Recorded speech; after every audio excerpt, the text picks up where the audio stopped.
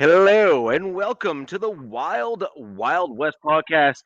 My name is Richie Riche of the MHRT Network. Over that away is DZ representing his Los Angeles Chargers. And down that away, you can find Mr. Jack Hanna representing the Las Vegas Raiders. Just want to thank all of you for joining us this evening, this glorious Wednesday evening, where it is getting colder by the minute up where I am here in Canada. I bet. I have had a bunch of snow already.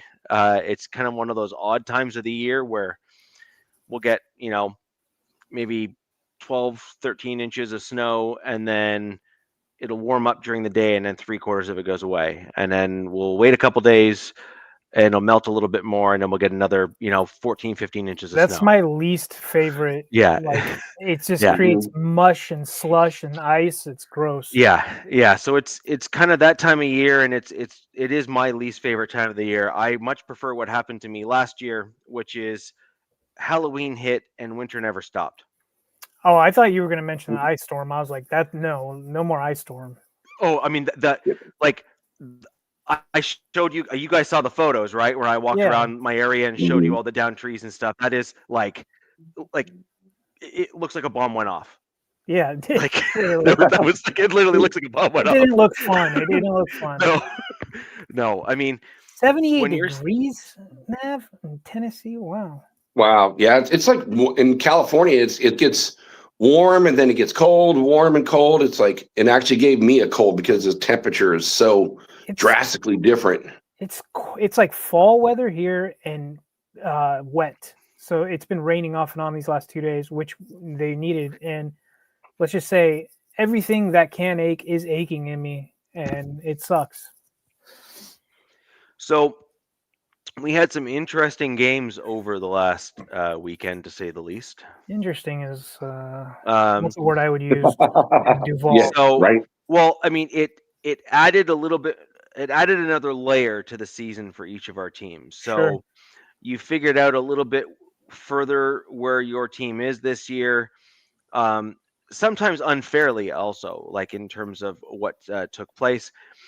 So, as an example, I actually think that DZ, your team in particular, is in a real tough spot given your current injury situation. It's not even a fair sample to kind of go off of in terms of what your actual team is capable of, because you can't lose both of your starting, basically all pro left tackle and right tackle.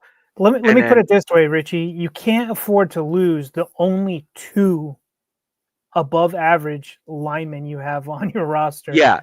And then afford to trot out subpar, which I will get into where they rank these guys, and expect to throw it at the wall and expect it to stick and work. It doesn't work that way. And yeah, man. Well, and on that note there, I mean, I think this is as good a block a show maybe to bring it up as any, but there is an element of this season as a Chargers fan that you've got to be looking at it and saying, okay, I'm starting to question. Maybe not the competency is the right sanity choice of words. No, but the of the fan base. The fan base is fine. No, the fan base is fine. But what I'm getting at is the depth of the roster. So, and that comes down to your front office staff. That comes down to your scouts. That comes down to that sort of thing. And the reason why I'm saying that is that I would say, Richie, I know what you're getting at. Guys. I would say the talent evaluation of particularly the O-line position. Other than that, this team, in my opinion, is incredibly deep from the previous regime in the decade under Tom Telesco. But at the offensive line position, center, guards, tackles, the talent evaluation outside of them getting Joe Alt and inheriting Rashawn Slater has been incredibly piss poor, and it's backfiring. And yeah, man, they went cheap, doubled down with Bradley Bozeman, and it's blowing up in their face. And they went cheap and took a risk with Mekhi Becton, who everybody was excited about because he was a giant dude that got to play on the incredible Eagles O-line, who are known for being really good, right? Mhm. And he got to hide his deficiencies. He had a great year at playing right guard. Well, guess what? He comes to LA. He doesn't get to hide next to anybody. I mean, think about it, Rich.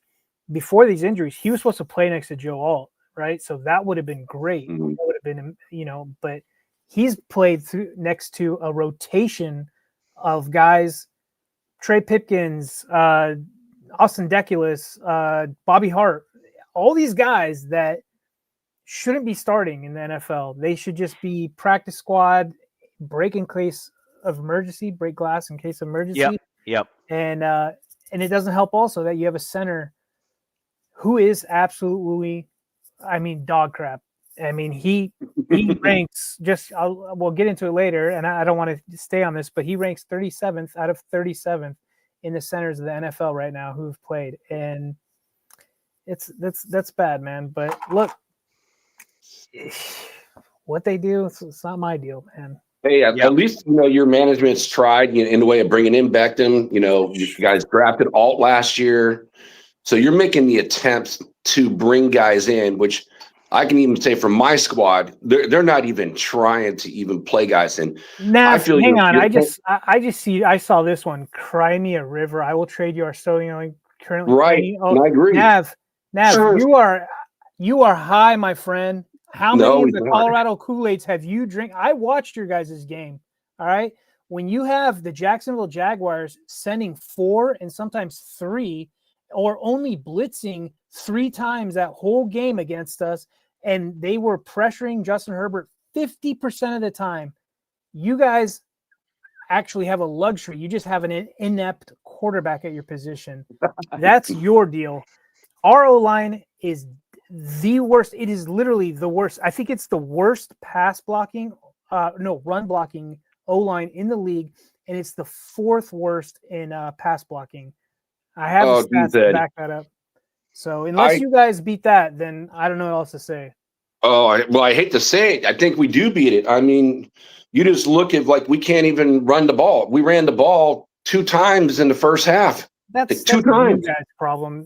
That's it. With Ashton Genty. That was I don't know. Seeing you guys not running him and stuff, I was like, whatever. What are you doing? It's and yes, this Raiders offensive line, same thing. We have our best 2 offensive linemen that are out and done, and so I feel your plight, but I feel like the rest of your team is so much better than what my team is doing. And yes, you got a great quarterback in Herbert. But the Raiders offensive line, I mean, we're going to talk more about it too.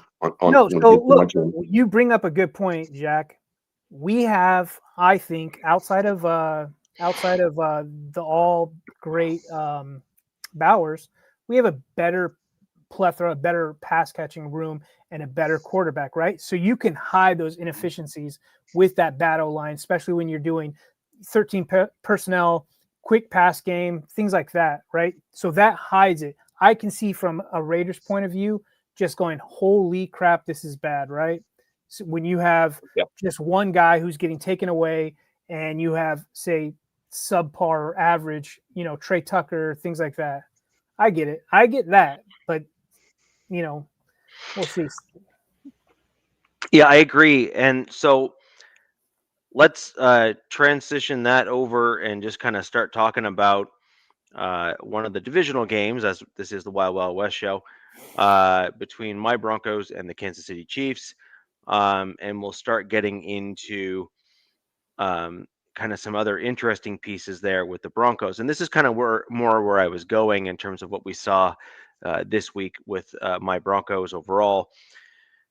Kansas City Chiefs do have a fairly good defensive line. It's not as good as it has been maybe necessarily in years past. I think they're kind of having to mask a few things in terms of some other positions, and they're having to play a little bit differently. But generally speaking, they are a pretty decent unit. Chris Jones is still, getting his moments, and he's still a rather gifted player. While he hasn't had the same year he's had in other years on the team, he is still a very gifted player, and needs to be taken seriously. Certainly cannot be ignored. Very similar to a gentleman on Jack's team by the name of Max Crosby. I kind of put them kind of in a similar tier, if you will, in terms of you must know where they are on the field and you must game plan for them. Otherwise, bad things will happen. So when you look at what happened with the Broncos and the Chiefs, it was actually a really, really interesting game overall. We did see some interesting schemes against us that were handled pretty well by the defense on the offensive side by the Chiefs. And then we also saw a little bit of exposure of a certain style of play when you have a legitimate tight end in the middle of the field, like someone like Travis Kelce, who is a savvy veteran who is capable of, beating coverages or getting open and running routes and running crisp routes and stuff like that. A lot of people don't give him credit anymore because he has definitely lost a bit of a step compared to where he was when he was a little bit younger. But from time to time, every once in a while, he kind of has the fountain of youth game where Right. you see the old Kelsey step back. You see the old Kelsey kind of re-enter the ring, so to speak, and you start seeing that burst that he used to have in terms of breaking out of routes, and you see that other kind of stuff. So it really is an interesting thing to see on the as an opponent. Ultimately, the Broncos did handle the Chiefs fairly well. The defense, there's like Mahomes was just uncomfortable. I mean, I saw him yelling at his offensive line on multiple occasions in that game. Speaking of offensive line play and whatnot, the Broncos had a fair number of sacks and a ton of quarterback hits and pressures on Mahomes in that game, and he was definitely uncomfortable. And you need that because that's how Mahomes doesn't get the ball out properly and all that kind of stuff. He hates getting that just consistent, persistent pressure. He's always negatively impacted, especially when it's constant. So, Richie, that I was didn't good watch stuff. your guys' game because I was disgusted after my game. Yeah. But I caught up on the highlights. Yeah. And I could see your frustration with Wattenberg, and I know he's a free agent next year. It's somebody, Don't let the door hit you on the way out. a very popular Chargers YouTuber was like listing off center free agents, and Wattenberg's name popped up, and I'm like, oh God, no, we're not doing this with Brett Bozeman's better cousin or something. But I thought your guys' game, after just watching the highlights, I thought Bo Nix probably played one of his best games I've seen him play. Your guys' defense was just suffocating. But caveat to that on the Chiefs, I thought Kelsey played really good, and I hate saying that because I'm not a fan of his.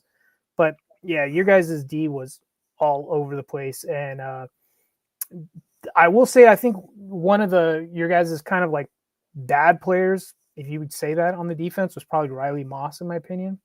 I thought, no, I disagree. Okay, that's fine. We have two sets of eyes, two different colors. I thought he just maybe couldn't handle some of this stuff on there, but another thing was way too many penalties, man. Well, that's actually why I disagreed, because I actually think that so I mean he had look, every corner in most games is going to have a play or two where they turn left where they should turn right, or they have an error in judgment in terms of exactly when the wide receiver is going to break out of a route or something like that. Like that's going to happen. Like even the best corners in the league that have ever played, including Deion Sanders and others, they've all had a play or two where they've just messed up, like straight up messed up. Yeah. And so that's fine and fair. One thing to keep in mind with Riley Moss in this particular game, and just in general, it seems that for whatever reason, the refs and just the officiating crews as a whole have basically keyed in on him for some reason as a player that needs to get penalties called against him, Mhm. even if the plays are par for the course on any other Well, now game look, who's in putting any on other team. tinfoil hat right now? Well, no, but the thing is that at I think some he's getting point, picked on. oh no, In my no, but two things can be true. by opposing offenses. I think He's they getting they he's they think that that's a yes, chink in your guys' armor. You know, Well, you guys have a top 3 defense. They're like, okay, if we're gonna attack this, who are we going against? And I think sure. Riley Moss is the guy that they try to go after. Okay, I so think let's that I agree with both of hold on. you. No, but let's test that theory though, and let's go up. So you gave a whack of stats. Let have Jack step in, but while Jack's talking, go look at Riley Moss's pass defense stats, as in passes thrown versus passes defended, and everything else. It is like it'll be scary. Like you're not going to realize just how good he actually is. Oh, I So go didn't ahead, say Jack. he wasn't good. I said he had a bad game, and penalty wise because of the yardage he gave up with those penalties. Right, it sucks. It happened to us this week, with our safety. But I think that opposing OCs are like, okay, who are we going to attack? Who do we got mismatched? And I think that's the guy they want to go after, opposed to you guys' outside corners. That's just it. Well, you kind of have to go that route because you look at Shit, who look the at other Mike agreeing with me. cornerback is. I don't know if So, Mike is really a Broncos fan. hey, and salute to everyone in the chat. Good to see everyone here again. But yeah, you look at who's on the other side as a corner, and he's all world, defensive player of the year.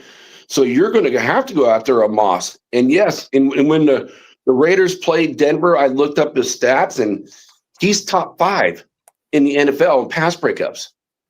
So he does a great job, but at the same time, he's also top 5 in getting, penalties called against him. So Yeah, I mean, it's kind of working both ways. So Maybe, yes, yeah, they're Jack. working against a really good player, but he does get called a lot too. So he's probably great, but then a lot of people go his way. He's So, handsy. yeah. He's a handsy player. If this was, let's say, 20 years ago, maybe he wouldn't get those penalties. Wouldn't have been a thing. Maybe Oh, definitely wouldn't have been a thing. Yeah. Couldn't even imagine, the Raiders, one of their best teams where they had like 8, 4 guys that were, I forgot what they called them, but the Soul Patrol, when you had like Jack Tabe and George Atkinson, Willie Brown and Skip on there. Oh, if they were playing today's NFL, every single call would be a penalty. Well, And they would be they'd be considered the worst defensive backfield in the NFL because of the rules versus what the rules were back then. Oh, now Nav's got his tinfoil hat on. 10 PBUs, 9 PIs, suspect. Yeah, I mean, look, you guys could be onto something. I don't watch a ton of Bronco games. I mean, I watch them for the show, but that was something that stood out to me on him. And who knows, maybe it was the refs giving the Chiefs a little like, hey, let's get you back in this game kind of thing. Richard, I want to ask you this because I did watch the majority of the game. And it just seems like, again, you got to look at it. They've been going to winning the AFC West for 10 plus years. 9. And I feel like, the lack of, draft picks is finally starting to catch up with them. And they just feel like they're old. It seems like they're just not as fast. But again, you got the stars, like you mentioned, in the way of Kelsey. They remind me of the Steelers, man. They remind me of like they're like a mirror image of the Steelers, but with more success, obviously, with Mahomes and Reed. Unfortunately, Tomlin hasn't had the best QB situations, but they only have 4 draft picks in this upcoming draft. That's it. No, that's a funny comment. But so there's a few things, and I kind of see all of them kind of being true, which kind of seems odd, but Riley Moss is heavily targeted because Pat Surtain's on the other side. There you go. It's just a fact, right? Like, okay, so I throw to Which Pat Surtain. Do you want to throw to? Yeah, exactly. And then, but so here's the kicker: Pat Surtain has got like one of the lowest like pass Yeah. Like you're just not like you're likely not going to ever make a pass against him, so they just don't throw to his side. It's unreal, like in terms of numbers. And I feel like when I do see quarterbacks throw to his side, it's like they're like catch him sleeping a little bit, and they're like, okay, just kidding, we're not doing that again. Just kidding, just kidding. Yeah, just kidding. Yeah. We forgot what number he was. Yeah. Oh crap, that wasn't 21. That was 2. Ooh. It was kind of one of those moments, right? And that's fair, right? So totally get it. Like Pat Surtain is that dude, and that makes sense. However, Riley Moss is the most targeted corner, or the second most, or something in like the entire NFL, and he's ranked 4th in terms of pass breakups and other key metrics and stats for a corner. Yeah, he's still and so I think it's, while there's some fair critiques in the fact that he has managed to somehow earn himself a reputation within kind of the circles there, he's also one of the most penalized cornerbacks, to your point. But then on the flip side of that is to say, okay, well, if you're the most targeted, then would it not also make sense that you have the opportunity, if but nothing else, to also be heavily penalized, right? I love how you say penalized. But you guys also Queen's have English, my man. Queen's I English. know. You guys are also the most heavily penalized defense in the league, which is really weird in my opinion. Yep. Like, I don't get it. I'm like, they're so good. What's with all these penalties? I don't know. Well, that's a bit of a discipline issue, and frankly, that's been a bit of a hallmark of Vance Joseph. And oddly enough, it's not normally a hallmark of Sean Payton overall, but this year it's been like over the top, like insane, the number of penalties that the Broncos have had. Like, and the thing that kills me is most of the penalties are completely avoidable. Like these aren't things that are, oh wow, that was, you needed to hold that guy so that your quarterback didn't get his head taken off, or something like that. Like most of these are, you lined up in the neutral zone. You decide, I see those way too much, Richie. Like you decided to go ahead and grab a dude as he was already past you, and you had no business holding on to the jersey. Like stupid crap, like dumb, or these other ones that are becoming more and more popular now are these like blindside blocks and stuff like that all these players are trying to get away with, and they always get flagged now. Like the one that happened in your game. Yeah. Right? Was that the Mims return? Yeah, there's a few of them. And so we got to get over this nonsense about making stupid choices. And the thing is, they're definitely good enough that they don't need to. They just don't. Right. No, that's my point. I'm like, they just don't. This defense is too good to be 32nd in the league in penalties. Like, Yeah. That's true. That's true.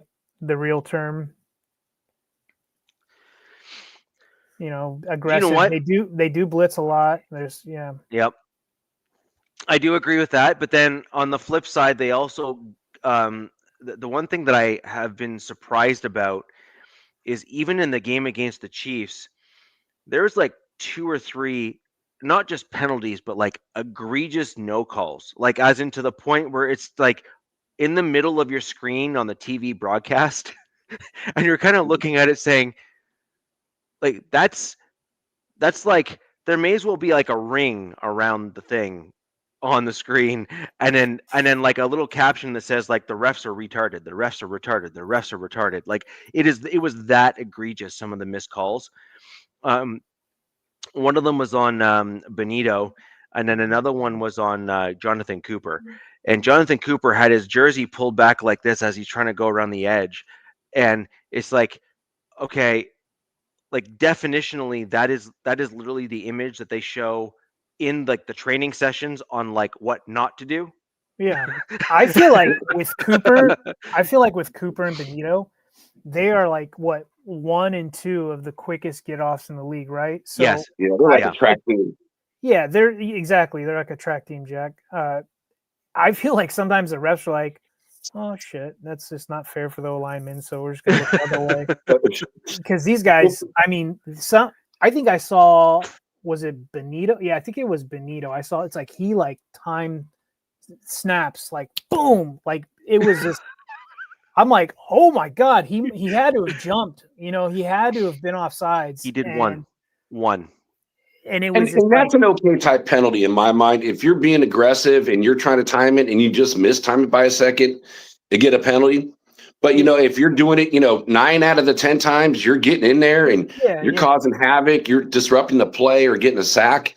Yeah, take that every day of the week. The one I saw, he didn't jump it, and I think even the commentators were like, "Oh my god," and I'm just like, "Dude, sometimes it's so effing unfair to the. I mean, whatever. The O linemen are like, 50, 60 more pounds than them, but I just like it's crazy how fast and how good these guys are, especially in Denver with those two edges. And I thought Benito was the quicker one, but apparently Cooper is. Cooper's faster than Benito. Yeah, which is like that's nuts. Which sucks is because your right side usually your weaker side unless you're the Lions. But so then you're like, oh great, your right tackle now has to deal with the even more, crazier athlete. Yeah. So just to add to that, in terms of, we did speak a little bit, DZ, earlier in the show, about like depth and drafting and talent and that sort of thing. So I'm going to list off a group of names for you in the Broncos outside linebacker room, and you can look up their names in terms of their performance this year, and it kind of gives you a bit of an idea just in terms of why it's important to look at depth and develop those players. And just it kind of speaks to things like the O-line and the other position groups they're developmental in nature, right? Like you learn skills and you develop those skills and you then all of a sudden elevate your game. Like Nick Benito, there was a period of time where he was awful. Like he was actually objectively bad. He's on the Josh Allen rise. Yeah. He was objectively really bad. Like he was like in his first 2 seasons with the Broncos, he was not even good. He was objectively bad. Like he had a couple flashes where it was like, remember you talking about this. Yeah, and so anyway, so here's a few names just to kind of give you an idea. So you have Jonathan Cooper, Nick Benito. Those are the 2 starting outside backers for the Denver Broncos. Then you have Jonah Ellis, and you have Dondre Tillman. Both of which, by the way, last year were in either double-digit sacks or at least in the over 5 sacks on the season, like in that range. Almost all of them. Wow. I think That's Ellis. nuts. Yeah, and then in addition to that, like above and beyond that, we also have Q Robinson, who we drafted this year, that played a fair amount in that game against the Chiefs and is starting to go on a similar trajectory because he's got to elevate his game in order to even get on the field, right? Like, so he's got to try to compete with all those other guys that are in like, they're on like the NFL board in terms of like, where you're at in terms of quarterback pressures and all that kind of stuff.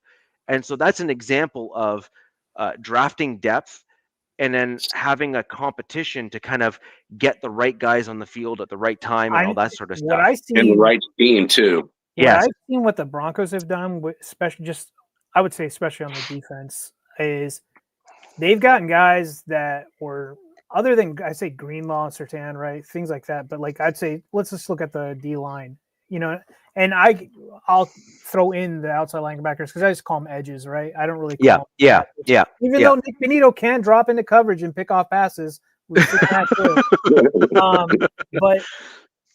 they have found guys that just fit that scheme.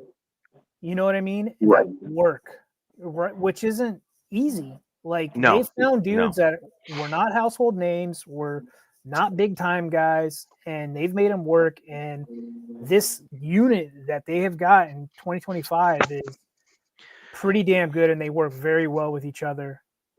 So on that note, DZ, I saw a few of the Broncos fans in here. By the way, thanks for joining the show. click that thumbs up button and share this with other Broncos fans. Get more in here so we can have an interesting dialogue on our team. But I saw a few names thrown out, like the Orange Crush, like one of the old ones. And then the no-fly zone was the 2015 defense that we're all familiar with from the Broncos. That was really the last, like, just incredible defense that the Broncos have really fielded. We've had some good ones since then, don't get me wrong. But I mean, like, elite level defense, it was the 2015. Now, we have a name on a channel that I'm familiar with that has referred to this Broncos defense as the Anonymous Crush. I'm not gonna lie, I rather kind of like fits the what I name. just said. Yeah, about that's what I'm mine. saying. It really fits the guys that we have on the roster, and it ties back into our history at the Denver Broncos with the Orange Crush as the defense.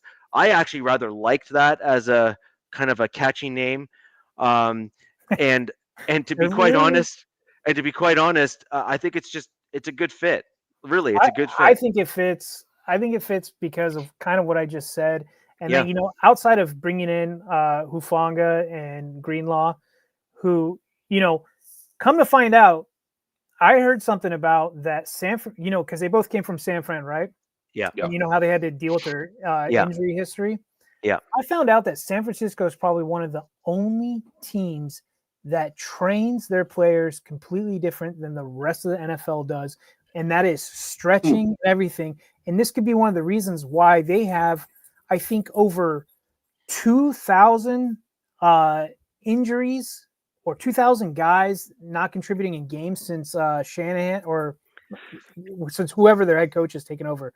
So they probably came over to Shanahan. So they've probably come over to Denver, and who knows how long they stay, whatever the contracts are, but we might not see them get these, abnormal injuries just because they're probably going to be better conditioned, better, in a better situation than what was going on in San Fran. Yep. The Broncos training staff has a record so far.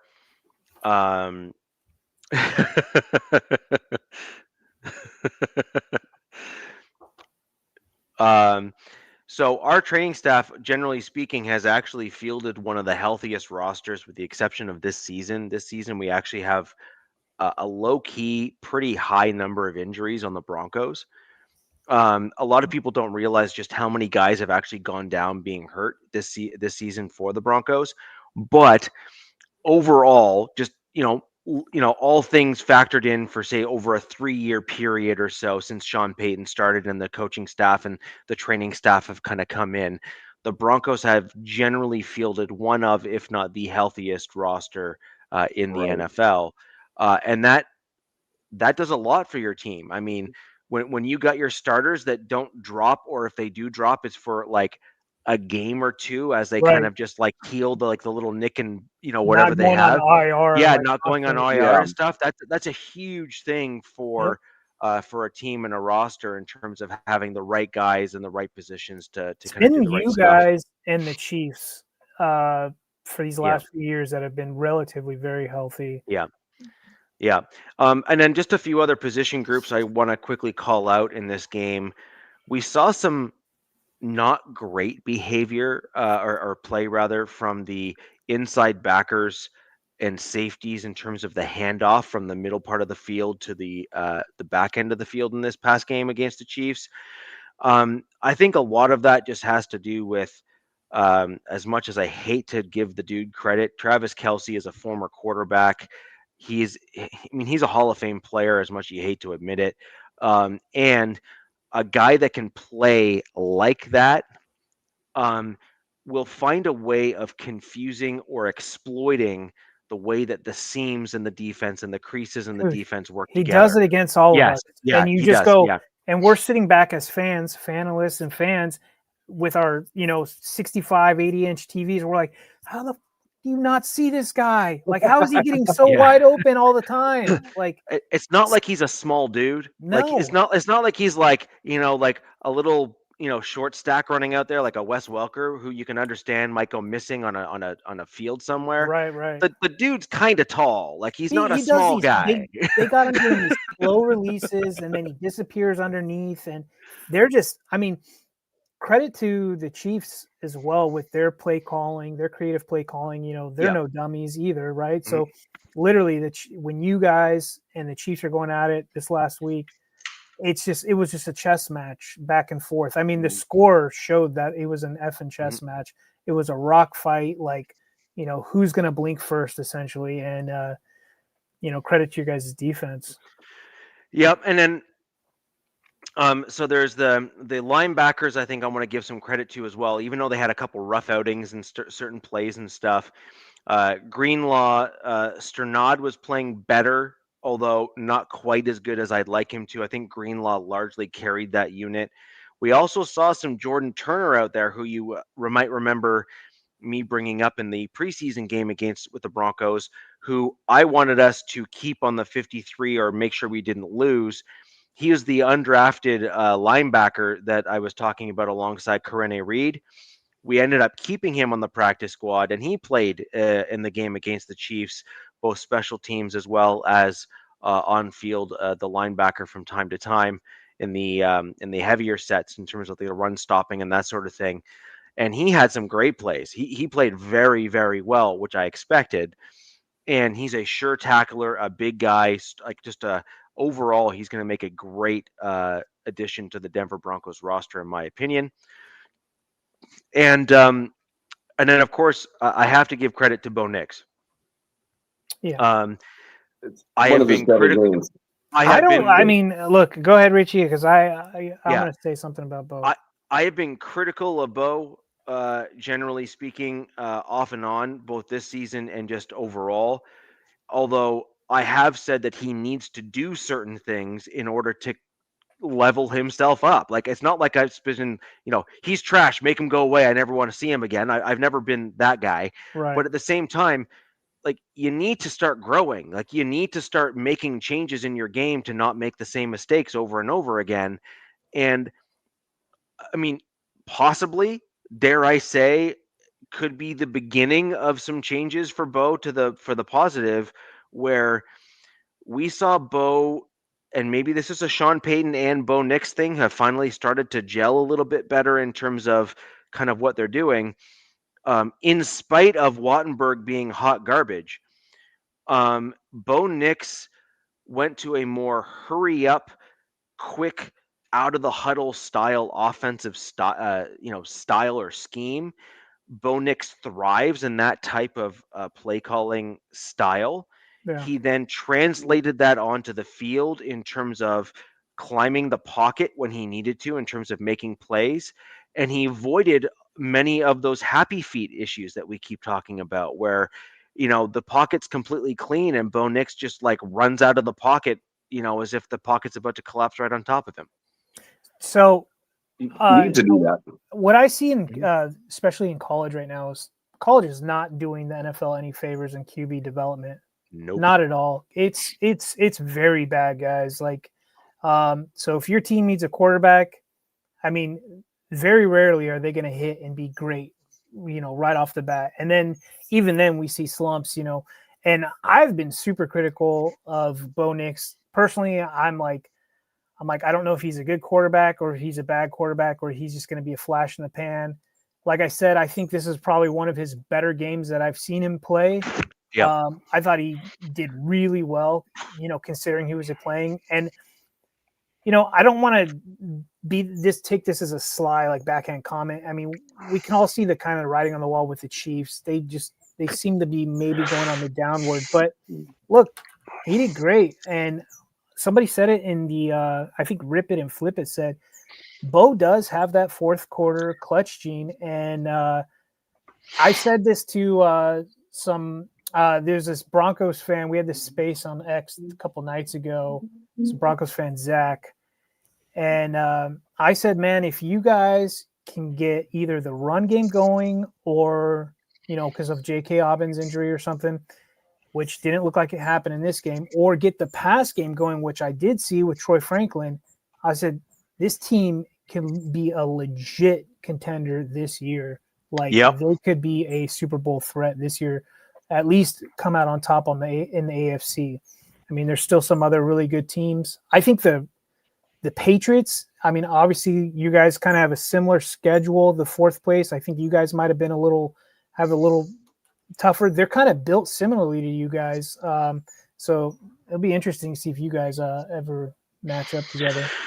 So, Mike, I wanted to say I did not forget this comment that you brought up earlier because I think it's rather fitting given what DZ just said. Do we think we're going to sign a veteran running back? If I had to guess, this would be the week that we would potentially do it. Yeah. This is where we would probably have scoured or as a lead-in, scour other teams' practice squads for talent to try to bring in. I do think, however, you did see Jaleel McLaughlin come in and really fight pretty hard to try to show that he really does deserve to be on an NFL roster. However, you also saw that he was still very much one-dimensional. He's a good running back, but the problem is the pass protection side of it. He's just not big enough to be a pass pro guy. Well, I wouldn't say that because there's small guys that pass pro really well. It just takes will. Remember how you talk about you better have the will to do that? Yeah. Because we have a guy, Kimani Vidal, he's 5'7", and he was horrible at pass blocking, so he was a liability. And then he worked on it in that offseason and is now an excellent pass blocker. So that might be something McLaughlin. But I was surprised that Bidet or Batty, whoever. Yeah.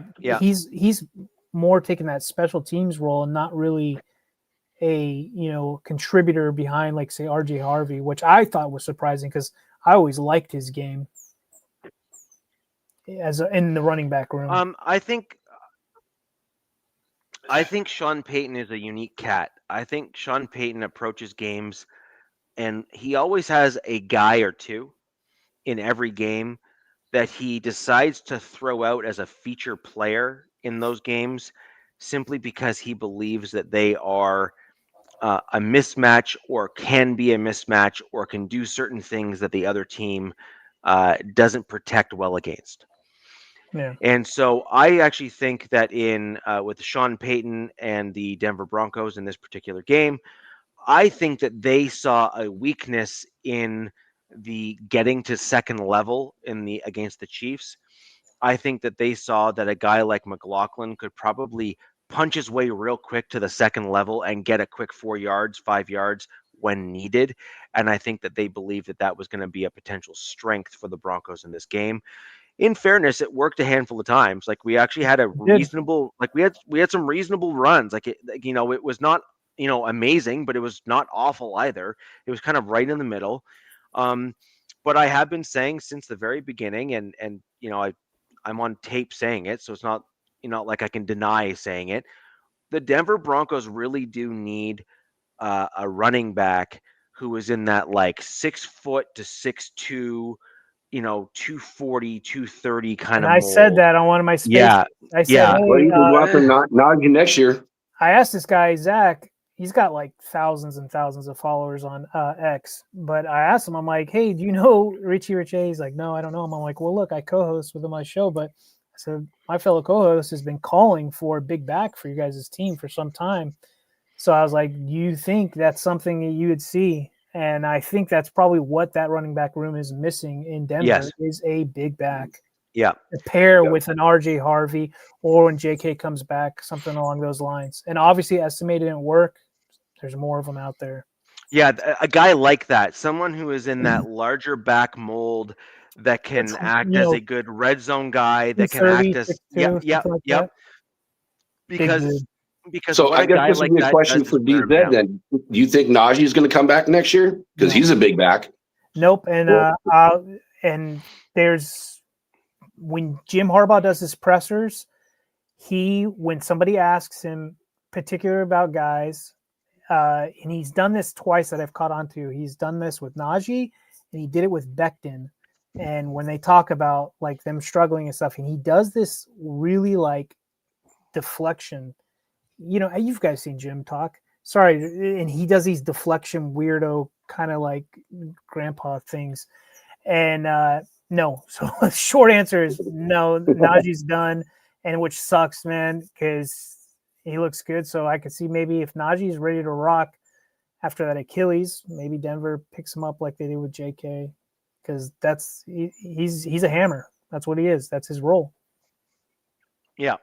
So overall, the Broncos. Well, and then of course, I do think that's what's important here is Troy Franklin had himself a game. Yes, he did. He had himself a game. He He looked good, man. Oh yeah, like I mean, some of those throws that Bo was making to him, I was like, yes, this is why I had to like eat my whatever you want, my Chargers bias towards the Broncos. I was like, beautiful throws, great catches, about damn time. Like, this is good stuff. Broncos country had to be ecstatic from what they saw. And Pat Bryant had himself a game too, which I think is important to note as well. Hurt? He got hurt and then came back. So he got hurt mid-game and then he kind of came back in the game. So Pat Bryant wears number 13, if I'm not mistaken. That would be my number, by the way, if I played. I would be wearing number 13. That's I think the superstition on 13 is, I have it tattooed on me. I'm like, it's not bad luck. Wow. Yeah, so I was born on Friday the 13th, and so I would wear number 13. There you go. Now we know what's wrong with you. Thanks, appreciate that, Jack. That'd be an odd number for a tight end. Yeah, it would, but nonetheless, it is what it is. So, but anyways, every time I see Evan Ingram wearing number 1, I'm like, what the hell? But whatever. Yeah, sometimes it looks weird with these bigger players wearing these smaller numbers. But I got to say, I think the all-star of your game, Richie, was McMillan.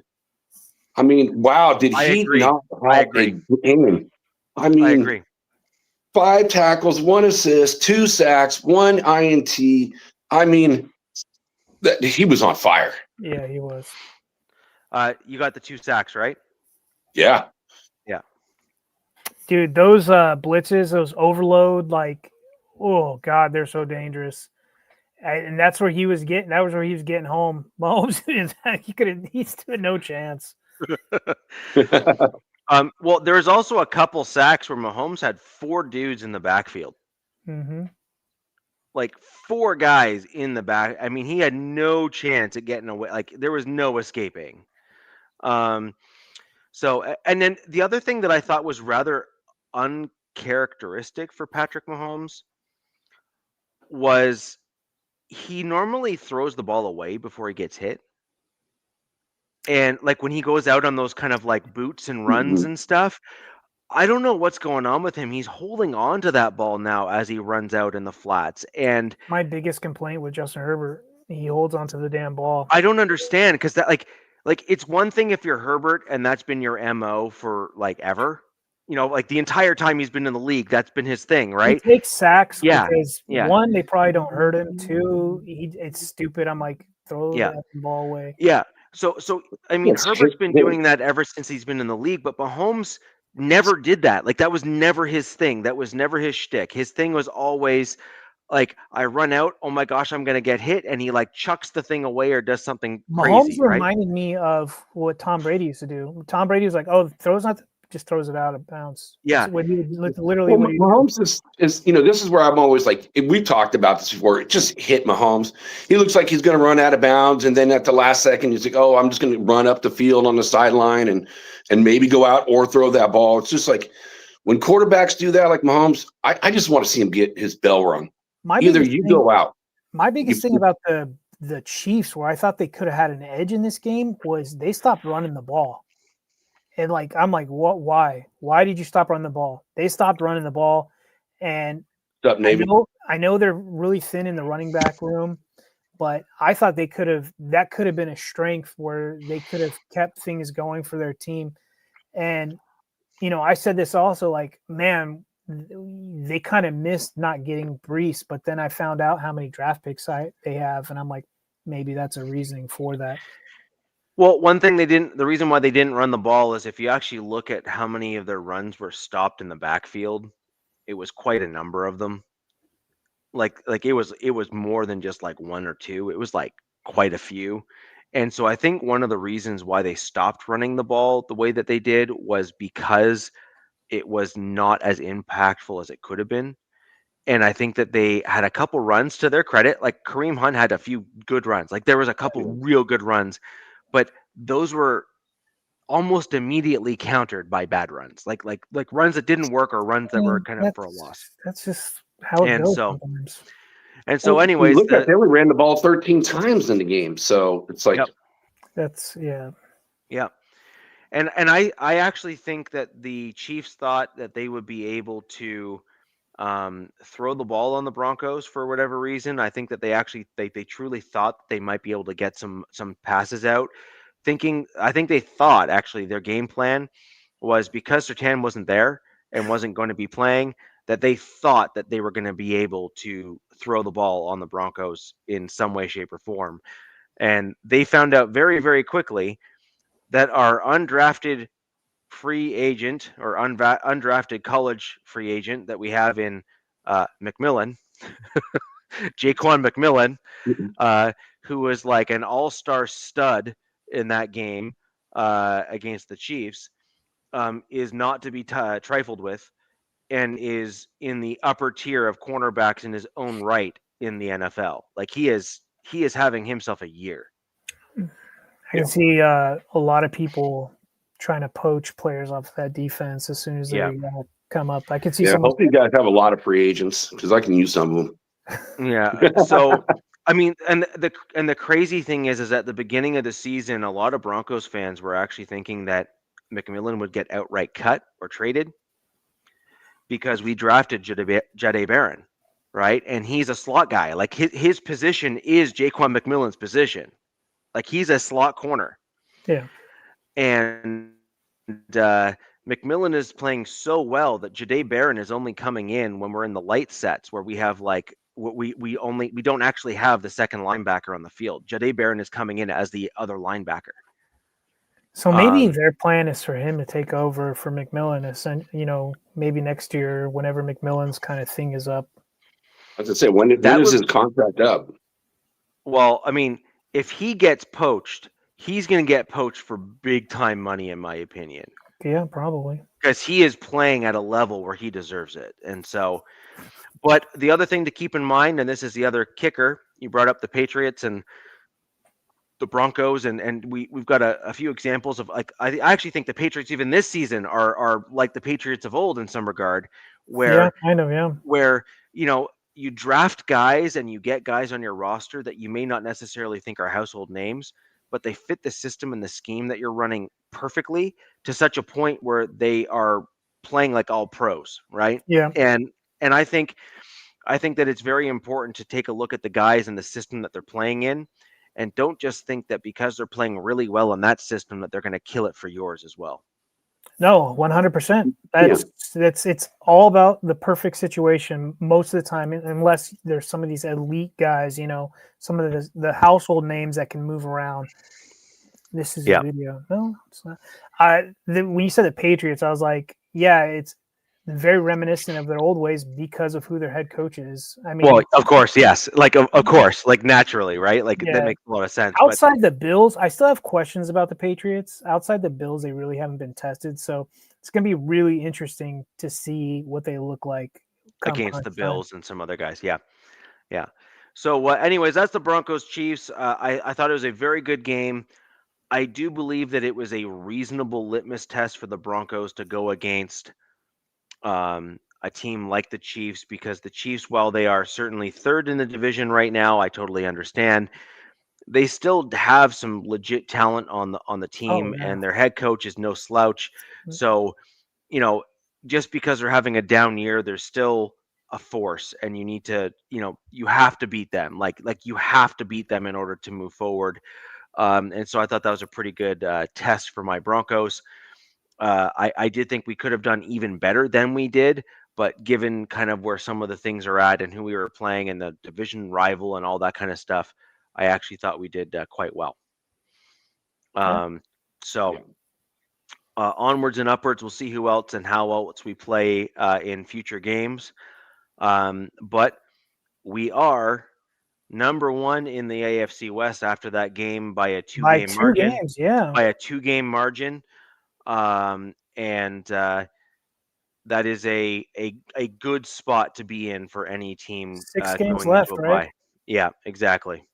So you're now in charge of your own destiny, as they say, and we need to kind of see where we're at. Yeah. So, DZ, over to you and your game last week. I do believe I may have called at least the win-loss on that game. You called the win, yeah. Yeah. Going into this game, I did not have a handle on the Jags at all. They're a weird team. They're a weird team Yep. for me to grasp, but there were some common what's that word I'm looking for? Can't figure it out. But the Chargers going to the East Coast, playing in that Eastern Standard Time, these 1 o'clock or 10 a.m. games for them. Yeah. We knew what they looked like, and it wasn't a good sight. And heading up in this game, I had numerous spaces talking to fans, and it's like they cannot show up and expect to win, especially. And there's something about playing in Florida, playing in Duval. It's like kryptonite. This game was bad. And I'll admit, after halftime, I said I wanted no part of watching this game. I think I caught some glimpses of the third quarter, and I said, you know what? I'm not going to let this ruin my day. And I turned the game off entirely. And I think I decided to go do some house chores. I literally was like, I'm not wasting my time with these guys. It was bad. Sounded very similar. The Chargers got their asses beat belt to ass by the Jaguars. The Chargers shouldn't even show up. It was like they just took a trip across the country on the owner's dime and just decided to not go out there and play. It was 6-35. The Jaguars did whatever they wanted to the Chargers with no response. And for some reason, I don't know what it is about this AFC South. I remember just a few years ago, you thought the AFC South was a cakewalk. Well, so far, the Chargers got their asses beat by the Colts, the Jags. Tennessee was frisky, a decimated skeleton crew of a team, Tennessee. And look, we have Houston on the horizon, who beat the brakes off of us in the playoffs last season. And I said before the show to the panel, or I don't know if Jack heard, but the writing is on the wall, in my opinion. Now, this was probably Harbaugh's worst loss, I think, in his professional coaching career in the NFL, and this was definitely Justin Herbert's worst game of his professional career. He was 10 for 18, 1 interception, and threw for only 81 yards. He was the highest rusher with 21 yards. It was getting comical. Let's see. I read all my notes and I've wrote them madly. Oh, we had 8 first downs to the Jags 30. Time of possession was 22 minutes to 38. I mean, the defense was out there damn near the whole game. I mean, these guys, they were playing like crap. And I'll say this, Liam Cohen, the head coach for the Jags, he was the OC for the Bucs last year. And the Bucs beat the brakes off the Chargers last year. They made Minter's defense look, just basic, right? Well, he's not their OC in Jacksonville, but that they're calling his plays and his scheme, right? So, and he just has Minter's number. I mean, I think Minter is a good up and coming, potentially head coach somewhere down the line, but he's been getting exposed by some of these elite offensive coordinators in these, his first 2 seasons in the league as a D coordinator. So he's kind of on quote unquote fraud watch, in my opinion. Like, I wouldn't consider him elite, even though the Chargers defense is by metrics doing pretty well, numbers wise. Let's see.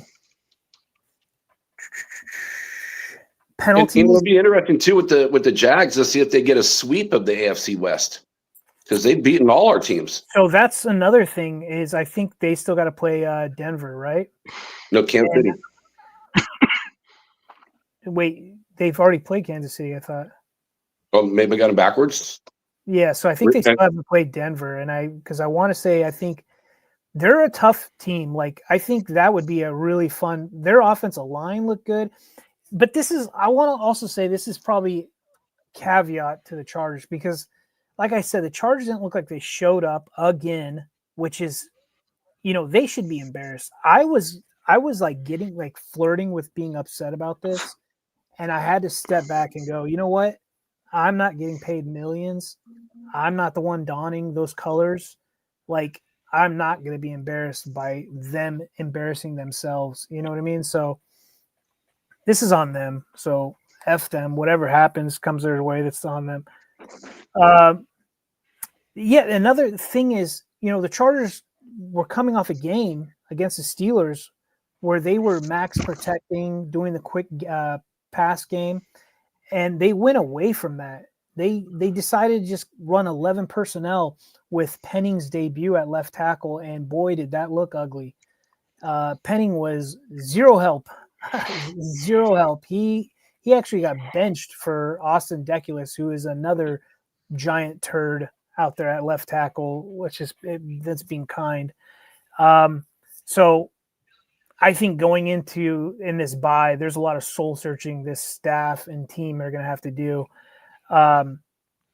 Whether they move him into the interior line, I'm not sure, but I've got a guy that they should be playing at left tackle. They just have this infatuation with these large humans. Deculus and Penning are both like, I believe 6'7", 6'8", but I think the guy at left tackle going forward should be Jamari Salyer, who isn't that big. Also, another thing, what was it? I'm going through my notes, guys. Hang on. Oh, I said this earlier. I don't know if I said this. The Jags were getting to Justin with just 4. In the whole first half, when it was somewhat competitive, I was saying in a group chat, I'm like, man, Justin looks confused out there. And what they were doing is they're rushing forward, dropping everybody in coverage, taking away all his weapons. So he was back there holding on to the ball, had nowhere to go with it. And they had him in hell. And they only blitzed 3 times the whole game and still pressured him 50% of the time, which is why it looked so bad, which is why this game was also so bad, and this O-line didn't help. Now, going on to the defense, because the offense was putrid, other than 2 field goals, the defense was out there damn near the whole game. And they missed 10 tackles against the run. They hadn't missed more than 5 in any of all their previous games. So Bishal Tootin and Travis Etienne just did whatever they wanted. It was almost like they gave up at a point in the game or just stopped trying and were just marching out there. It was just Stolfi. I don't know if it was a trap game or just being exposed. Jags had the ball. Let's see. Oh yeah, here's another interesting stat. The Jags had the ball for 16 minutes and 28 seconds to 1 minute and 54 seconds in the second half. Chargers didn't even have the ball for it was horrible, dude. Let's see.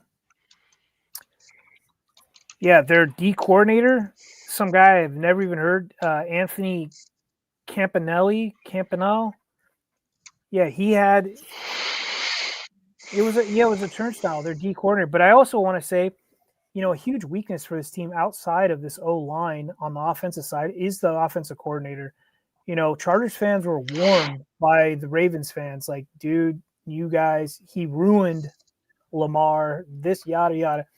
And as fans, we have nothing to do with hires and stuff like that. But it comes in, it shows up, it rears its ugly head when the games aren't going the way they need to be going for the Chargers.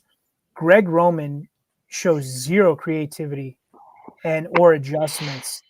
I mean, his best games are games that he was able to game plan against. That Chiefs game in Brazil, he had damn near the whole offseason a game plan for that. So there's that. But he is definitely a weak link. He's definitely a guy that kind of holds back this offense, because I was watching the Jags how they ran run plays, and I was like, it was so creative. You had misdirection. You had, a guard pulling, the running back going the opposite direction. It was really neat to see. And I hate saying that, but we don't see that from our OC at all. And I do have my notes. Do the Jags have the AFC's West number? So there's that. I think Richie, your Broncos could be that deciding factor, because I think you guys. You just never know what you're going to get with the Jags. I mean, how does your team get blown out the way it did, and my team, who's been horrible the whole season, loses by 1 point? I don't know. I mean, I don't want to make excuses for the Chargers because they're professionals, right? But they are the most traveled team out of all the teams in the NFL this year. And the NFL schedulers did not do them any favors at all by scheduling all their games at early games on the East Coast. Every one of their games on the East Coast has been a 10 a.m. game. And to me, that's it. I'm like, it's like they're punishing them for prime. I have no clue. Like, not one of these games was a 4 o'clock game, because I'm on the East Coast. So it just, I don't know. It was bad. But if Nav's still in the chat, I'm going to go over where the offensive line ranks that was out there. Trevor Penning, I'm going to go from the left tackle over. Trevor Penning ranked 70th out of 80 guards, but he was playing tackle. So he ranks 70th out of 80 guards, plays tackle. Zion Johnson, 50th out of 80 guards. So he's probably your somewhat average guy, right? Bozeman, our center, he's hated amongst the Chargers fans. He's a great guy off the field, but his play is horrific. He ranks 37th out of 37th of centers in the league right now. Becton, the guy you wanted, absolute waste of money. Now, to be fair to this guy, he's been dealing with injuries, but you know what? That's been the story of his whole career. He ranks 78th out of 80 guards. So there's 2 worse than him. And then this graphic had Bobby Hart, but Bobby Hart didn't play. So Pipkins, our right tackle, he ranks 75th out of 76. So if you paid attention to any of that, these guys were all damn near at the bottom and have no business starting. But I think it's something I said to Richie before the show started is this team has a problem at offensive line evaluation. I don't have any problems with how they evaluate any other part of this team. I like their secondary. I like their linebackers, I would say not that much. But I like everything else. Wide receivers, running backs who they brought in, the D-line. But the offensive line outside of Joel and Rashawn Slater has been subpar. And you have the face of your franchise who gets paid $50 million or whatever it is every year, and you're marching out an offensive line that reminds me of what Andrew Luck had in front of him in Indianapolis. And we all know what happened to him. Justin, some of the best sacks I've seen were the Jags sacking Justin. I mean, just your how should you say? It's like if you get in an encyclopedia and look up like how do you sack a quarterback, you would see a Jaguar sacking Justin Herbert because it was damn near perfect how they were doing it. It was great. It was great, but well, at least you got an excuse. You got 2 all-world, tackles being out, and you're dealing with guys that are backups. So again, what Richie said is about depth, and you're putting guys, you're having to mix and match them, guards going over to tackles. Where my team is like, even with the 2 good offensive linemen they had in there, they're still poor. Yeah. And it's even, and I got some stats for you when it comes to my turn to talk about offensive line. I mean, we could both hold hands and hug it out while we cry over these offensive lines that are potentially, in my case, probably going to derail the Chargers' year. They're sitting at 7-4, and I know people are talking about the Chiefs. I think it was Ed was in the chat. Do you see the Chiefs making the playoffs? I can see easily. I'm like leaning 70% that the Chargers miss the playoffs this year. And that has to do with their upcoming schedule. They're getting into this gauntlet of teams in this, later half of this, remaining 6 games. And I had 2 stipulations into looking into these teams. One, I looked at where their O-line rank, I mean, not their O-line, their D-line ranks and their offensive coordinators, their offensive rankings. And I did that because of our O-line is piss poor, right? If you have a good D-line, it's hard for this team to get anything done. And then I also looked at good offensive coordinators because this defense has been struggling against really good offensive coordinators. And, it starts back up, after the bye with the Raiders, then it's the Eagles, and then you go on the road. 2 early games, but they're not east of the Mississippi. So I'm like, you can't really count them as East Coast games, I guess. You got the Chiefs, Cowboys, and then you finish it off with, I think it's like the top 3 defenses, and that's the Texans and then Broncos. And, the Texans have the number 4th D-line right now with the 1st in pass rush win rate. And it's scary. I kind of like low-key am having PTSD already about what is inevitably going to happen. And,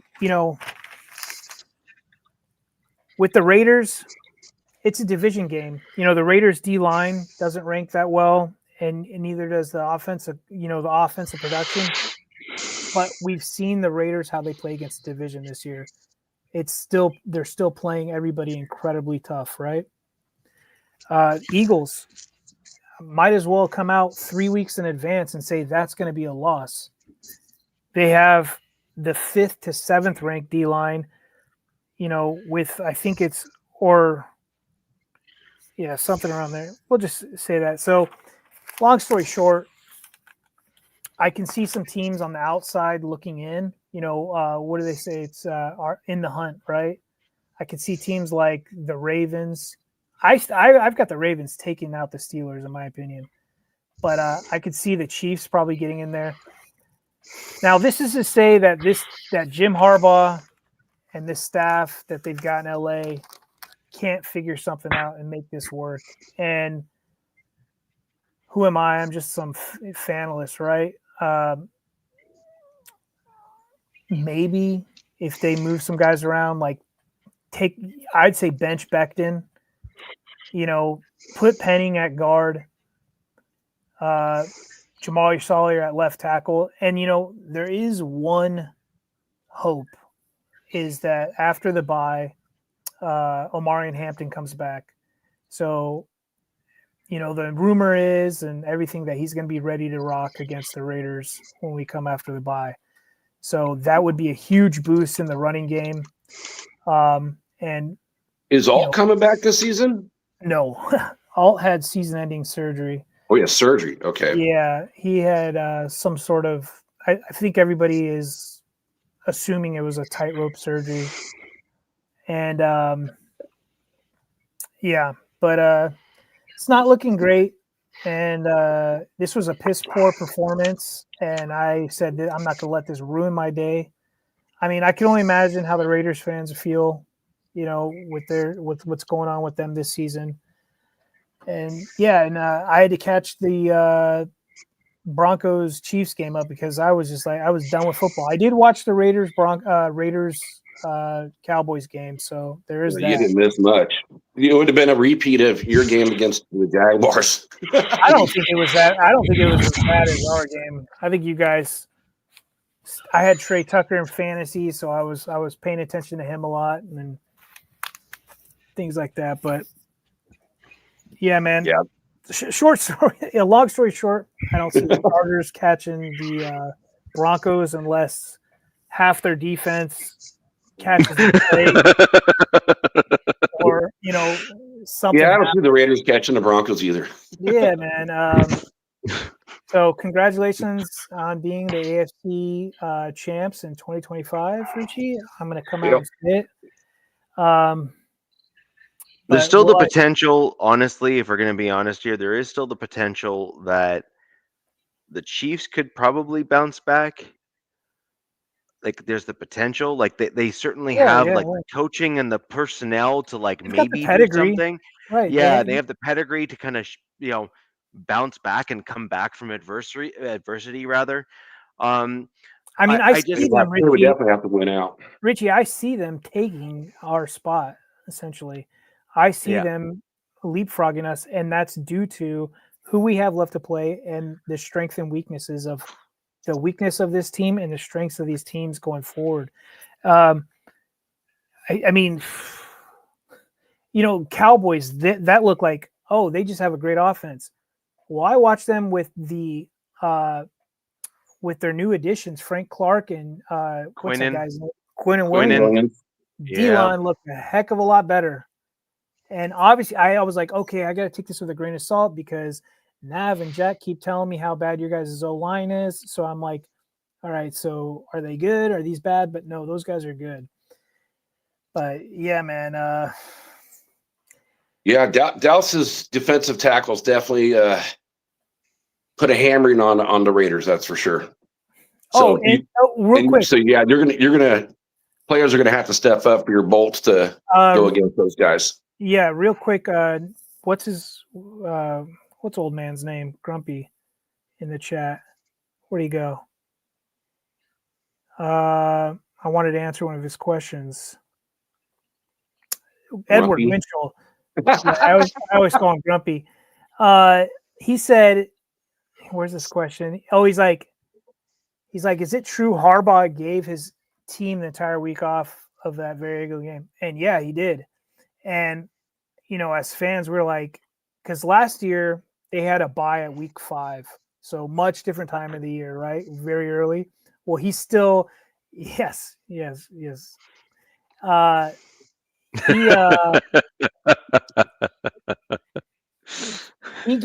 still had to practice, but this week he was like, no practice. And, what we're all assuming and hoping is that, while they're banged up, maybe this will help. But I got a feeling there's going to be some changes being made. And, man, fingers crossed it's a firing.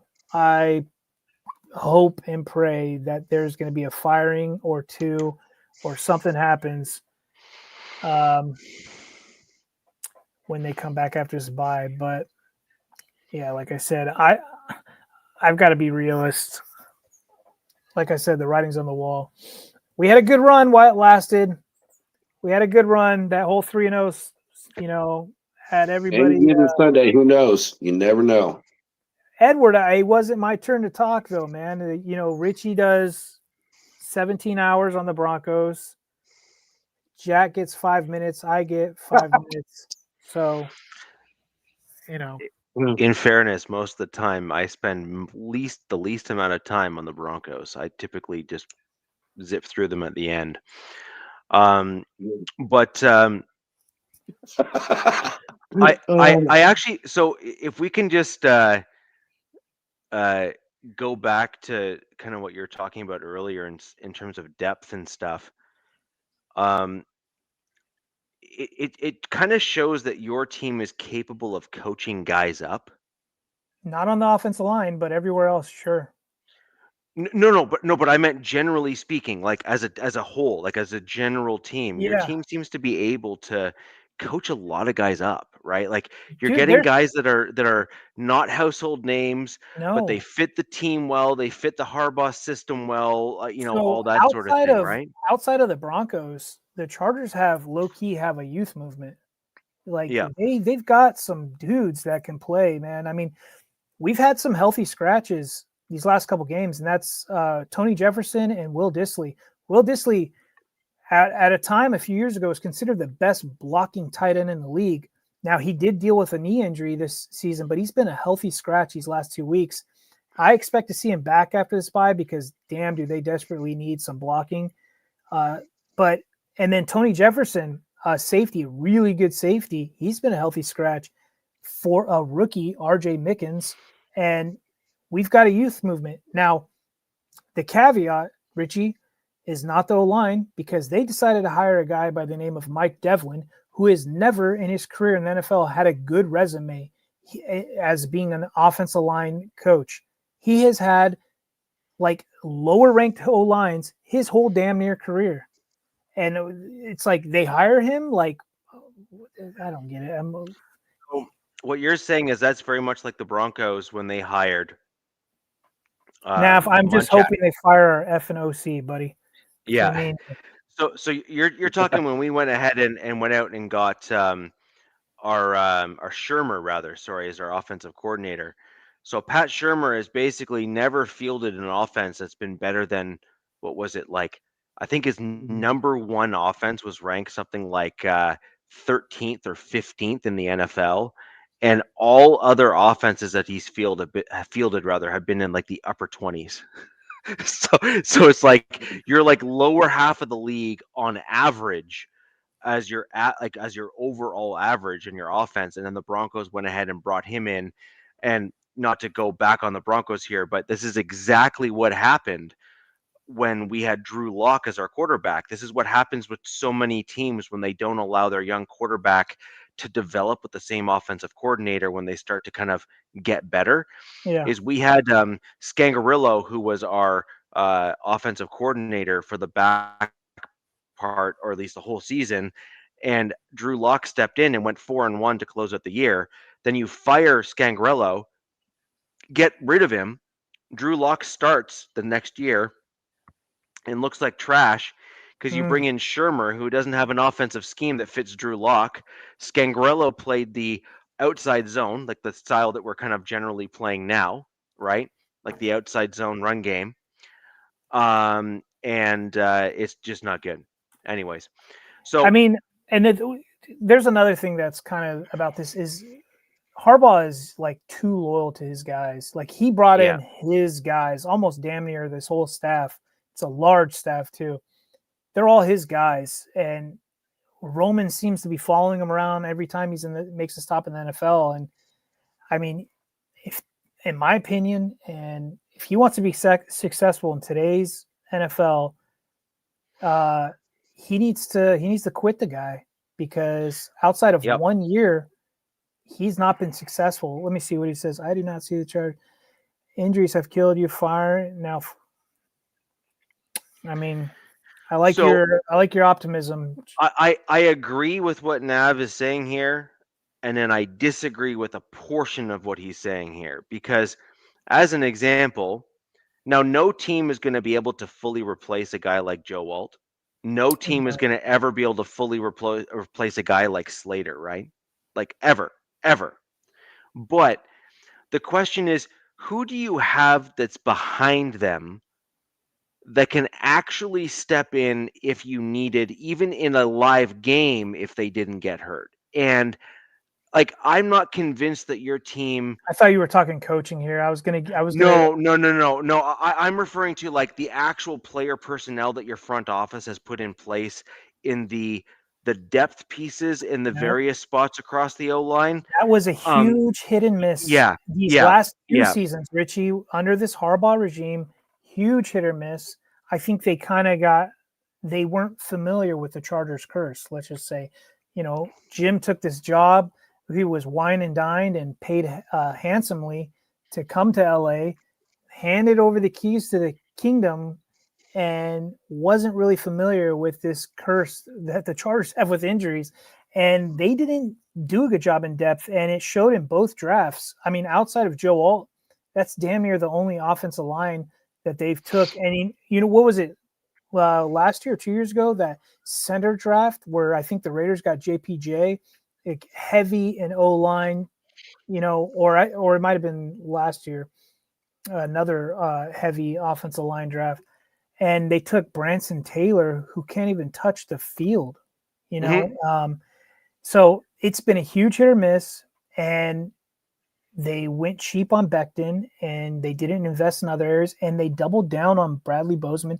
Even after last year putting up a piss poor performance, they're like, let's just extend this guy, and they did the same thing with Bud Dupree, who might as well not even, be our fourth edge right now. And real quick, because I know this is getting long, they can save $3 million cutting Bozeman next year, $3.5 million cutting Dupree, and they can damn near save $10 million cutting Becton next year. Now, does that do them any favors? Yes and no, because you have to find guys to replace them. But right, which is easier said than done. And I think this outside of quarterback, another issue that the NFL is having is offensive line play. And it's only very few teams have really good O-lines, in my opinion. And it's another epidemic, I guess. That's just the way I see it. Well, that speaks back to your comment earlier in the show, DZ, about college. It's this whole NIL.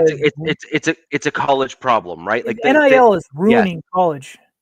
Well, it is and it isn't. So, like as an example, there's a few counterproductive things that are happening in college, which I think we haven't given enough negative credit to in terms of it's an anchor on quality of play when it comes the flow from college into the NFL. Number one is betting. So college betting is flowing in through the colleges and all that sort of stuff. The NIL, kind of like basically the money train, is starting to drag down the players and the quality of play, because it is just a wait and see game until I can potentially make it to the NFL, and then we'll see where I go from there. That is no way to prepare yourself to become a professional athlete.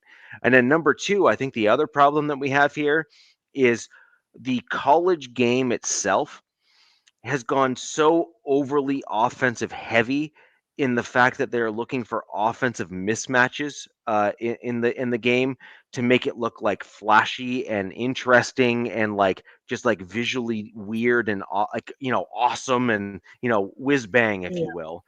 That you've lost the game of football. You've lost the nuances of zone blocking and power and all of these other offensive blocking schemes that used to exist at the college level that just no longer exist at the college level. There's some teams that still do what we like, Richie, what me and you particularly like in the offensive line. And one in particular, and that's the Iowa Hawkeyes. Their O-line right now could beat out who the Chargers have. They're starting five. I think they have two guys in this upcoming draft. But thankfully, there's other sickos out there that I'm, in the Chargers fan base who are already looking towards this draft and doing research on. And there's a lot of good offensive linemen. Jack, I'm sure you probably like that. There are some good guys coming out. So this is where we hope Jack and my team, that they go out and then invest in the offensive line, because man, boy, did they miss when they but this is the problem though, is how deep did you have to go to find a team or a couple of teams or even like 10 teams to list where you're sitting there saying, I have seen that guy or that group of guys play enough of the type of plays where I would feel confident to say that group or that guy can 100% transition to the NFL and kill it.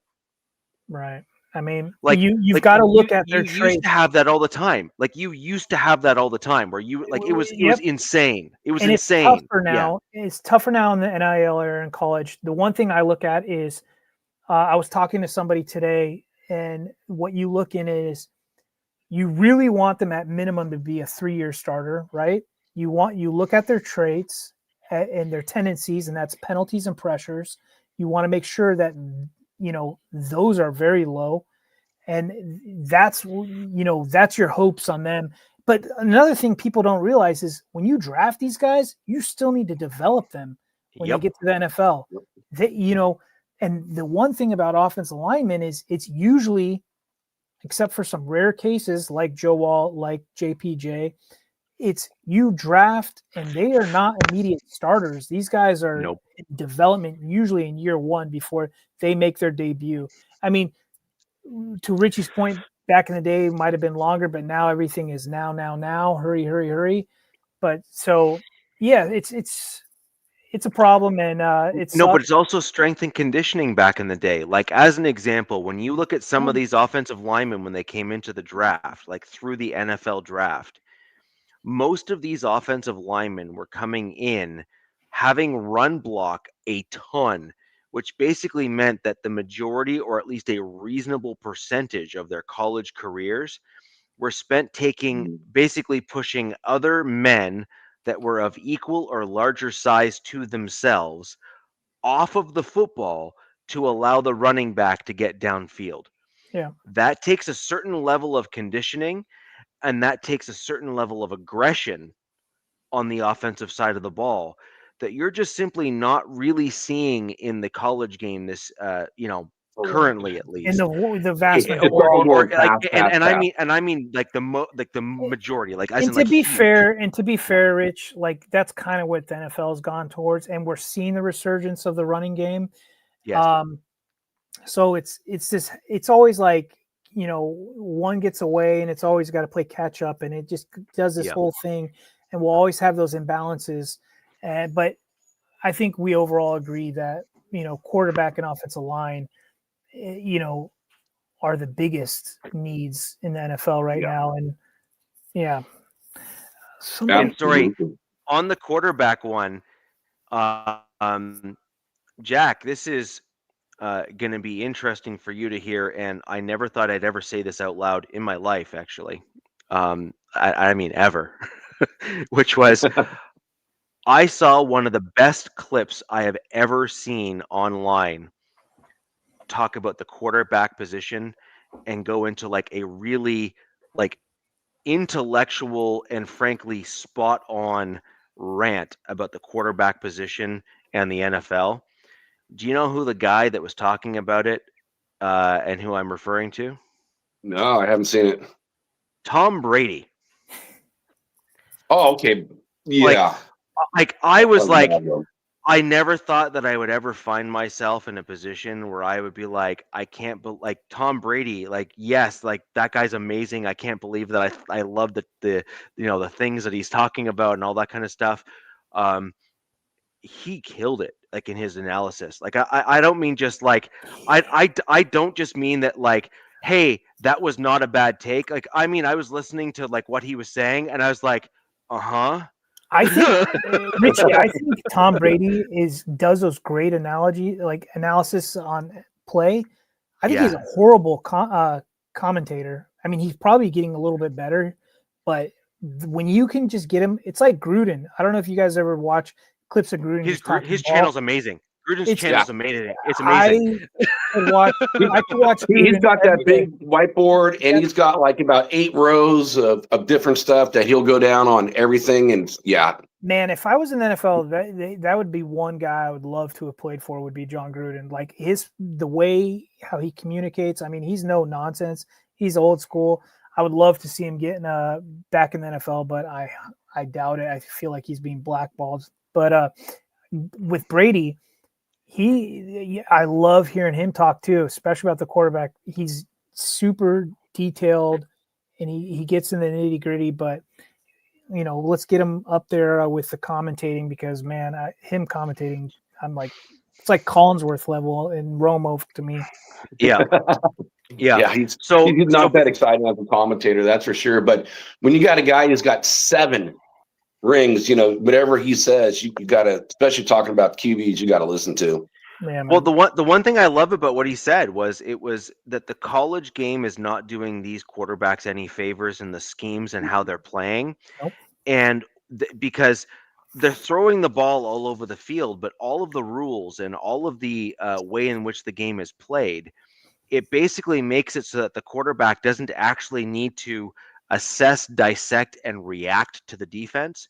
They just simply need to throw to the best athlete on the field and the way they go. And that's really what's happening in the college game for the most part, is that it's just this like track meet of a game, as opposed to chess, which is what it used to be when a lot of these other guys were coming out of I the mean, another thing, college Rich, game. is they're bouncing from team to team to team to team. Correct.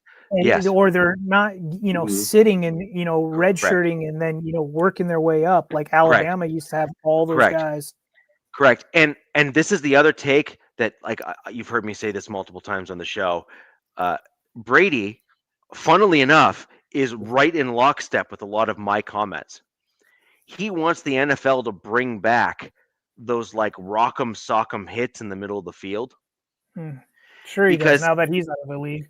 Well, no. He doesn't want the hits on the quarterback because he's like, protect the quarterback, yada yada yada. But his whole thing is that what those hits against teammates of yours as a quarterback, what they did for the quarterback position is they forced you to think about the safety of your teammates as you were throwing the ball to them as a quarterback on the field. Not hanging out to dry. Yeah, exactly. 100%. And that's exactly what he was kind of saying in one of his takes I was listening to recently. I was like, what a great point, because your teammate is going to come back to you and see what was that crap? What are you doing? And there was a feedback loop that came back and forth from the quarterback and his skill players to basically force him to actually play the game the right way. And not throw the ball, basically what they used to call hospital balls, right? Like back in the day, those were the hospital balls. Whereas like you knew that dude was not getting up after he got hit, right? Dude, and I was starting D lineman, and then I'd play scout, running back, or wherever they needed me. And long story short, I was dating our D coordinator who would run our scout team. I was dating his goddaughter, and he heard I broke up with her or something that week. So he threw me a hospital ball. This was my junior year. He threw me a hospital ball to our starting safety, laid me the F out. He knew what he was doing. He just threw one up. He's like, Wilson, I'm going to, threw me this deep pass. I'm looking back, because that wasn't my game. I usually took handoffs. I'm looking back and just got freaking clocked, just boom. And I'm like, oh God. But hospital balls are a thing. You need to break up with your girlfriend in the off season, not during the season. He made so he was also our gym teacher. He made that same, I think it was either that same day, he made us all do push-ups and run and stuff too. He's like, thank Wilson for that. I'm like, what? Yeah. Your teammates are thank you. Thank you, DZ, for making us do all these push-ups and stuff. Yeah. And again, you look at also these college kids now, they're getting money to transfer pool, so they're changing their stuff up, not sticking with one type of systems. They're learning multiple systems as they go. And there is very few, I look at like my Notre Dame, my favorite college team, Notre Dame, when they do it the right way, they make these guys go, for run blocking. And then you can see that they're great run blockers. I mean, you look at Jeremiah Love, who's in the Heisman Trophy, talk. You got Price, who is definitely going to be a, very bottom, like the bottom end first round, maybe top of second, first round in the way of, being draft pick for running backs. So some teams, do it right. But yeah, it's kind of gone to this so much of a pass blocking league that they're not getting enough reps. And, and that's going to be a thing from my team is when you got a season that's over. And again, and I guess I'm just going to kick on it because guys, I just haven't been feeling all that good tonight. So I apologize, but what is it? Has it been 3 times already? Yep. So to the chat, Jack Kenna has not been feeling well, and he's thrown up 3 times on this show. This is what a trooper, what a badass, the epitome of being a Raiders fan. What are you guys, 2-7 right now, Jack? 2-8. 2-8 or whatever, and you're doing this show. You're sick. Salute to Jack Kenna. No, thank you, bro. I thank you. So my game was a blowout, kind of just like your game, BZ. Raiders got spanked 33-16. I mean, it was so bad. At one point, I fell asleep. Like, you turned it off and walked away. Yeah. I fell asleep in the third quarter. So that's how bad the Raiders are playing. And again, I keep going back. I keep talking about the same type of things. I feel like, compete doesn't compete. Compete is now kind of like remind me of Biden. Sleepy Joe is kind of where I'm starting to get that feeling for the way he's directing his team. Yeah. And you mentioned, an offensive coordinator. So, Aston Genty, you draft a guy at the number 6 pick, and he doesn't get used very much in any given game. And we had 2 rushes? Again, Dallas's defense, they did get Quentin Williams. Yeah. And they did get one other person, but they have one of the worst defenses overall in the NFL. And you only give Genty 2 touches in the first half. It's like it's ridiculous. And it's like you're making Geno. Again, what does every team want to do? We all want to make the other team one-dimensional. Right. And this team is doing one-dimensional right from the get-go, is what they're doing. So it's like it makes no sense when Geno's leading the NFL in interceptions, and you're not going to try to run the ball to take some of that off of Geno. And what was really obvious is you can even see it in the Denver game.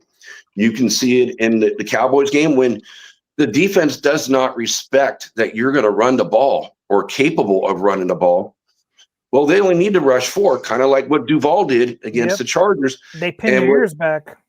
Yep. And what I'm seeing is that now Brock Bowers is getting so much more double coverage because he's really the only viable, weapon pretty much on the team after getting rid of Jacoby Myers. So it's been the Brock Bowers show, and then Genty coming out of the backfield and throwing him the ball. So it's like, and again, that's not going to be your deep threat. So you don't have the deep threat because Thornton is not producing. He doesn't even play that much anymore. They're not using their second-round pick in Besh very much. So it's like everything's in the shorter field. You don't have to bring everybody. You're getting in on that offensive line.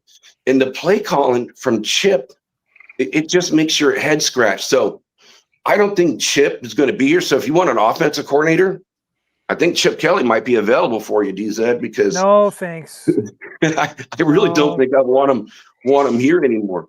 But and then of course Brennan Carroll. So again, JPJ, we talked about this on a multitude of shows. Why does he have to compete with Kappa?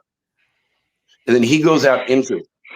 So then last week against Denver, we had Putnam, who's a backup center playing the left guard, Meredith at center, and then, Kappa. Well, this week they mix it up again. So they took Meredith out of the center position, put Putnam out there, and they benched Kappa.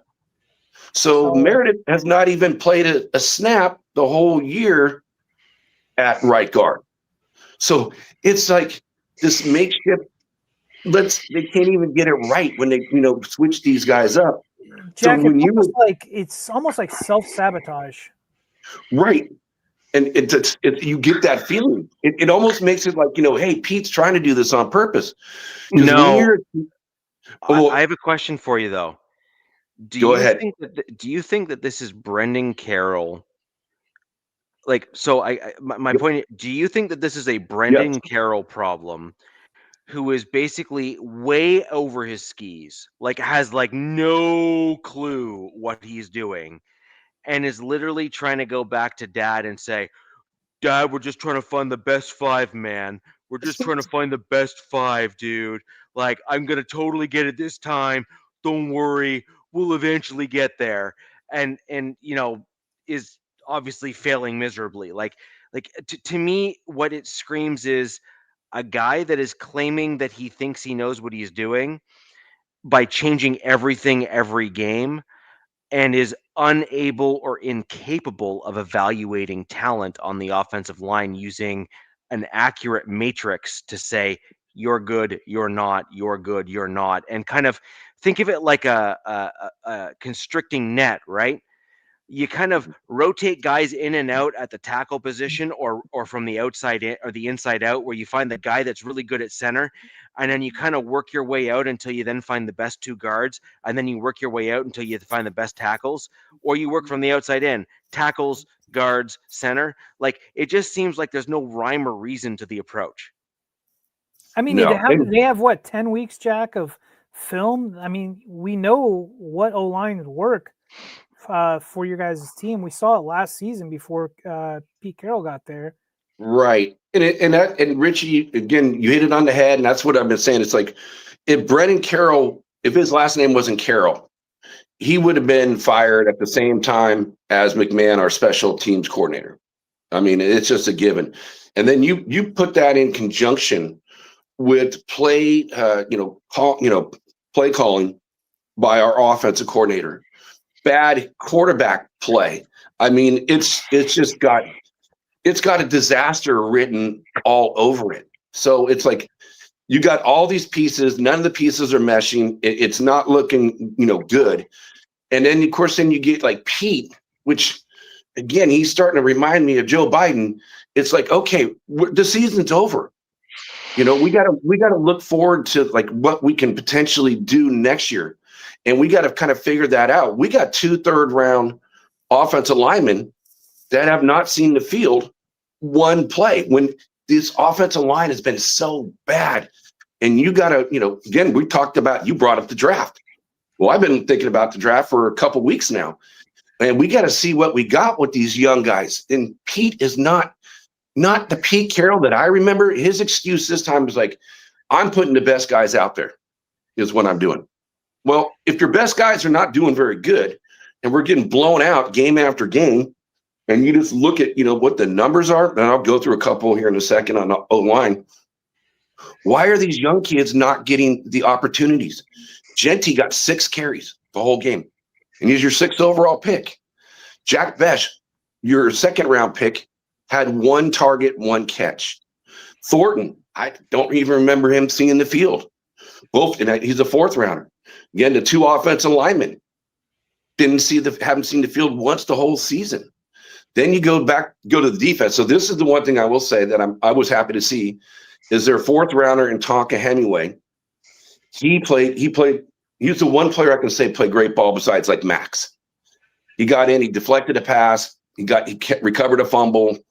So it was great to see him out there because you know what? Because guys like Kuntz and Tyree Wilson, the guys that are out there right now, they're probably not going to be on the team next year. Because I don't see Tyree, you can do the 5th-year option. That ain't going to happen. He ain't worth that type of money. Kuntz is on a 1-year deal, hasn't shown anything, so he's probably going to be gone. So I want to see these young guys get out there, and Pete is not playing these young kids. So I see this thing like, Spytek and Pete, kind of want to go totally different directions. And there's already been talk, with, again, our offensive coordinator and Kelly may be gone. Pete Carroll, I don't see them firing him, but, kind of like what Seattle did, maybe this step down approach, so you say his face, but who knows, he could be here next year. But I just see what the things that Pete used to do are things that Pete have not done this year. And it's definitely, it's wearing on this team. And there's a division, somewhat in the locker room. Even one of their better defensive tackles, Butler, says, hey, we all know what the issue is. And without saying what the issue is, which is the issue is the offense. Read this. Is this true? What's that? I gotta put it on screen. Gino made a huge mistake on his presser calling out Raider Nation as part of the problem. Did Gino really call out Raider Nation? I don't know. I didn't see it. I didn't see his pressure. Jesus. But I believe now. I mean, if he did that, it's even worse. The dumbest thing you can do. The one thing you don't do, you don't call out the nation because it's all about the shield. It's not about the one thing player. I've seen about the Raider Nation, especially the old heads, is they're very loyal to the players. They're loyal, like even if the players have a bad game, but if a Raiders that's Max's MO, right? Mm-hmm. he feeds off of Raiders Nation and stuff like that. But if Geno, like, God, that's like suicide. It might as well be. Yeah, that is definitely. So you're going to end up like certain other players get on that that blacklist. Like Jamarcus Russell would be one. He's just a bad player, or like a Randy Moss, who's a Hall of Famer, but a lot of Raider fans don't like him because he didn't try. Or Warren Sapp. You feel like the guy's Antonio just here Brown. for a paycheck. Brown. Antonio Brown is another one. Yeah. And there's the other Brown that they got, offensive lineman they got from the Patriots. So like the FAB crew. But but going back to the this offensive line, and again, you're not getting anywhere. So like in the way of the like I brought up a couple weeks ago with getting hit behind the line of scrimmage with this offensive line. So before contact for the running game, they're getting 0.66 yards. So you're basically just taking a step, right? And there's somebody in your face before first contact. And I mean, let's look at your running back to begin with, right? So subpar offensive line, right, with an OC who doesn't seem to be doing you guys any favors, with a struggling quarterback, and you have this Ferrari essentially in a trailer park right now, and that's Ashton Genty. And he's not physically giant, right? So a lot of times physics comes into play with this guy. So that's probably that whole stat right there, what you just said, which just sucks for him. But I hate looking into next year, but like I could see with a different OC, I could see Ashton Genty actually having his breakout. You know what I mean? Kind of being utilized correctly behind a proper offensive line, but it's a lot of ifs. We see the struggles. Absolutely. As well. And that's for the whole team. So that that 0.66 is also counting Mozart in there as well too. So in the way of the offensive line allowing pressure, again, this is for the average for the whole year. 43.1% of dropbacks, the quarterback's getting pressured. Yeah. And that's for the whole season, which is 6th worst in the entire NFL. Let's see, the quick sacks, pressure rates is 19.6, and the average sack time is the quickest in the NFL to get it, which is 2.99 seconds. So this offensive line is Swiss cheese, and this is where I don't, again, going back to Pete, well, this is the production you're getting out of your son managing this offensive line. This is the production you're getting from your offensive coordinator. Why, and again, with the offensive line, why are these young kids, when, again, we don't know what we have because they have not seen the field? Can it really be any worse than what we have out there? But at least these young kids are the future, where, a Parham is going to be gone next year. Kappa is going to be gone next year. Your team and my team have some very common stuff in some certain positions, and it's just like, it almost is like, are you like, so as a fan, right? Especially you and especially me, it's like, do you think we're idiots? Like, are you trolling us? Do you think we're stupid? Like, we've been watching this game the majority of our lives, right? Albeit we're not in that room, we're not in that coaching staff, but what they did to your guys' O-line and mixing and matching players that we know should be in certain spots, it's malpractice, Yeah, it doesn't make any sense when you got this pedigree and you're getting paid money to do this. I mean, shoot, I could go in there and do a better job on putting guys out there on the field. I don't know the techniques, but I don't think he's teaching any techniques though either. So it's just so bad that, again, looking at the draft again. So, Richie, you're looking at, okay, again, like I said last week, guys are looking at where the positions are going to be and so forth. You know what I looked at, when the game was over, I'm like looking, okay, where are the Raiders now in the draft order? Which is kind of a bummer because we didn't even move up. We got a loss, and we still didn't move up. Where you at right now? We're at 6. Okay. So we're tied with 3 other teams, for that are 2 and 8, but our strength of schedule is higher. So we get the last of those, the 2 and 8, so we could be as high as 3rd right now. And then you can start looking at going, who is that offensive lineman? or who is that quarterback? Yeah. Or again, maybe, looking at some of the players, maybe a defensive end, because again, the defense ends might be gone. I want offensive line more than anything else, because I'm kind of looking at the 2027 draft going, I think there's going to be even better quarterbacks out there. And here's a dilemma. So I brought this up on a previous show, like how bad that Geno's been. But again, he doesn't have a lot to work with either. So with Geno, if they were to cut him, the dead cap would only be 18.5 mil. Doable. But what I did hear, and didn't know this until today, is that if you keep him, he's only going to cost you $8 million. It's all a front-loaded contract. So, hey, if you get that quarterback, let him run out there for a game or two. Let the young guy develop, kind of what Richie wanted to do the year one with Bo.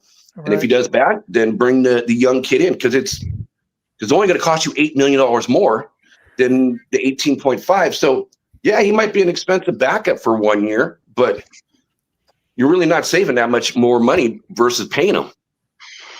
So I almost can't wait for this season to get over with, because this is so bad that I can't stand guys like, Josh McDaniels. And I thought that team was so bad. And then, all the predecessors for coaches, this feels like it's worse than even what those guys have done. Yeah. So I will say this. I am crossing my fingers. So I am already looking forward to potential, like hoping certain people get let go next year. As for an OC, again, head coach, I got a list of guys, but we'll wait and see for that. But for OC, I'm really hoping the head coach from Miami gets canned. I think McDaniels, he's a guy that needs to stay as an OC, not be a head coach. But he does his job well when he is an OC. So I agree. I would love to see him come over and get rid of Chip in the way of just kind of some fun ones. I thought about this, okay, if Pete did get fired, hypotheticals, who were some of the guys that, you can kind of look at, and there's not maybe the best one is like Clint Kubiak would be something that I would be interested in. Maybe a Joe Brady, or, and I would even, when you brought up John Gruden earlier, which a lot of people in the chat will probably say, no. But honestly, until John, got forced off the team by the NFL, he progressed every year. He did better and better and better. And Nav's having a connection. I don't want him as someone who drafts a single player. No, not a GM. Well, I just look at, hey, Nav, compared to what we've gone through since John, it doesn't look like we've gotten worse. The thing about Mike McDaniels, I've been hearing this ever since the Dolphins really had a lot of BS go on. I heard for some reason ownership really likes him, so I don't think he's going anywhere. But I agree, he would be an excellent OC anywhere in this league. Just McDaniels. That goofball, yeah.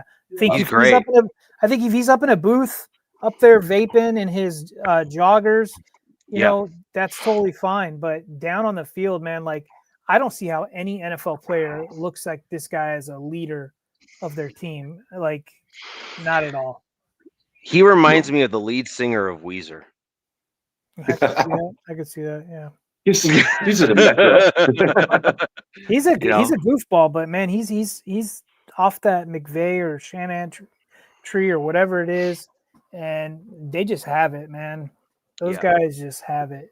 He is the problem with McDaniels is that he is actually a very gifted football mind. He really is, honestly and truly. Yeah. I think that his issue is that it is a difficult transition to go from running your side of the ball to then running the entire team. Well, and it's a learning experience. So just because you didn't do well at it once doesn't mean you can't actually excel at it the second go round. One guy that I predict is going to be the head coach of the Giants is my defensive coordinator, actually. Oh, I've heard the Chiefs defensive coordinator for the Giants. Yeah. So I've heard two D coordinators looks like that seems to be the trend or rumor because it was Dayball was the OC kind of guy, but I heard Spags and Vance. VJ. Yeah. Now VJ, in my opinion, has a bit of an edge. He's already kind of gone through the head coach like ebb and flow, so he kind of knows what to expect as a head coach. So this gives him the potential opportunity to kind of say, no, I've got it. Spags was a head coach somewhere long time ago. Does anybody remember? No, I don't remember, but I just remember he wasn't good at being a head coach. Like he was better to stay in his lane. And now I'm not saying to fire Pete Carroll because you know what? I agree. I don't want the turnover, but I just feel like, he needs to like change some of his ways because again, he's looking like Sleepy Joe. He's Sleepy Joe Pete now. So, dude, yeah, man. And I feel that way. Like I know exactly what you're saying, Jack, because I feel that way sometimes with Jim throughout the season. Jim's some of his responses to questions have given me that Sleepy Joe auto pen vibe, and then some of his game management, clock management has been just horrible. Like, dude, get with the times, man. Your game management needs to be on a higher level. Some guy, I don't know if he's still in the chat. He asked, I don't know how he knew my name, but I don't know if he said my name, but Nikki, you think they're going to go O-line first round? Was he talking? Who is this guy talking to? Is he talking to me? I don't know. I don't know how he knew my my government name. Oh, I wish I wish Richie was still in here. It would look that funny. But if he was asking me that question, I think he meant, are they going to go offense? Again. Well, I think both our teams are. I think in reality, I can see even Denver. Denver's so loaded on defense. What's up, Zigzag? How's it going, man? The Raiders are so inept. Hey, what's up? What's up, Zigzag? But you're so inept on offense. That's your weak spot too. Is more on your offense. So I can see all three teams doing offense in next year's draft. There's a caveat to that too, because Khalil Mack, he's only signed a 1-year deal. The Odafe Owe guy that we traded with the Ravens for, he's on a 1-year. So they're going to need another edge. So I could see, in that first round, wherever they land, getting an edge. But personally, I would love for them to take either center, guard, or tackle. And I've got names galore, just not on the top of my head, but there's a lot of good prospects coming out. Yeah, the one I kind of looked at a little bit is the offensive tackle. I forgot his name, but the offensive tackle from Utah is the guy I've been kind of targeting. He's the highest rated, tackle that's coming out. So hopefully they'll look at him. But also, again, in the way of like guys that are, again, because Chip Kelly has just been so bad. And, other guys you could bring in as an offensive coordinator is like, Duval to be one. Jack, this guy thinks that we have a studio parking lot. I think that's he says we gave each other hand jobs in a studio parking lot. Dude, I wish we had a studio parking lot. You freaking turd. Oh boy. That's your mom's basement, homie. Yeah. Sorry guys, I had to quickly step out. Literally a pack of coyotes just came through the entire back of my property and my dog was outside. Oh, geez. My fiance came running in here. She's like, you need to go outside. You need to get the dog in. You need to get the dog in. That would have been a snack, man. Yeah. So I ran out and grabbed him and brought him inside. Sorry about that. But yeah, it's a thing. I live with a big forest all in behind me and stuff, and every once in a while there's a pack of about 20 to 30 coyotes that circle through the area here, so I grew up in Southern California, which is like coyote heaven, and where I currently live, I've never seen one, but everybody was like, oh, I saw a coyote my whole time living here. And then my wife came, she said on base they have huge coyote packs, and now we're starting to see them. And I heard there was a stat about coyotes that they're like almost in every city now in the US or maybe Canada too. Yeah. They're like they're amazing creatures, man, but they're pests. Yeah, so where I'm at right now, I'm in this weird mix where there are coyote wolf crosses Oh, I was like, because we have wolves and coyotes where I am, as yeah, well we as have dogs coyote mixes, but yeah. wolf. Yeah, so we got wolf coyote crosses and they're vicious. Those things are just mammoth. And then there's also some wolf packs just a little bit further north of me, not by much. But anyways, it's they will jump fences, they'll rip dogs apart, they'll go after cattle like as packs and stuff too. They'll go like they're vicious here just because they're a cross. You have intermixed. Anyways, it is what it is, but we'll go from Look that. up a Well, coyote. I'm glad your puppy's safe, Richie. Yeah, look up Yeah. coyote fishing. Yeah. So There's people I've known that do coyote fishing, and it's crazy. Yeah. So, anyways, that's why I had to quickly run off there. I do apologize. So, Jack, you had like I said, it was, or like we were talking about, you have some interesting games coming up. You've had an interesting game against the Cowboys. I I kind of thought it was going to look a little bit like it did over the weekend, and I actually think I mentioned it on the last show that I think the Cowboys' defensive additions, especially Quinnen Williams, um, was like he's a difference maker. Like he's a guy that absolutely. he's a guy that moves the needle on almost any team that he goes to. He is that good. like he's not just one of those, hey, I fit a scheme. He kind of fits almost every scheme. Dude, I thought I had Right. one easy freaking game remaining on our schedule, and then I Yeah. looked at those two. I'm like, God damn it, man! Yeah. Well, hopefully your team plays a lot better than my team, because it was an embarrassing shit show, to say the least. And I just look at the rest of the schedule, and again, this is why I'm already kind of looking towards next year. And again, I don't believe in tanking, but I don't think the Raiders are good enough to tank. That's how bad it is. I look at the remaining schedule. I got the Browns, I got your Chargers, and I got the Broncos. I got the Eagles, the Texans, and then the only other one that's a potential out there is the Giants.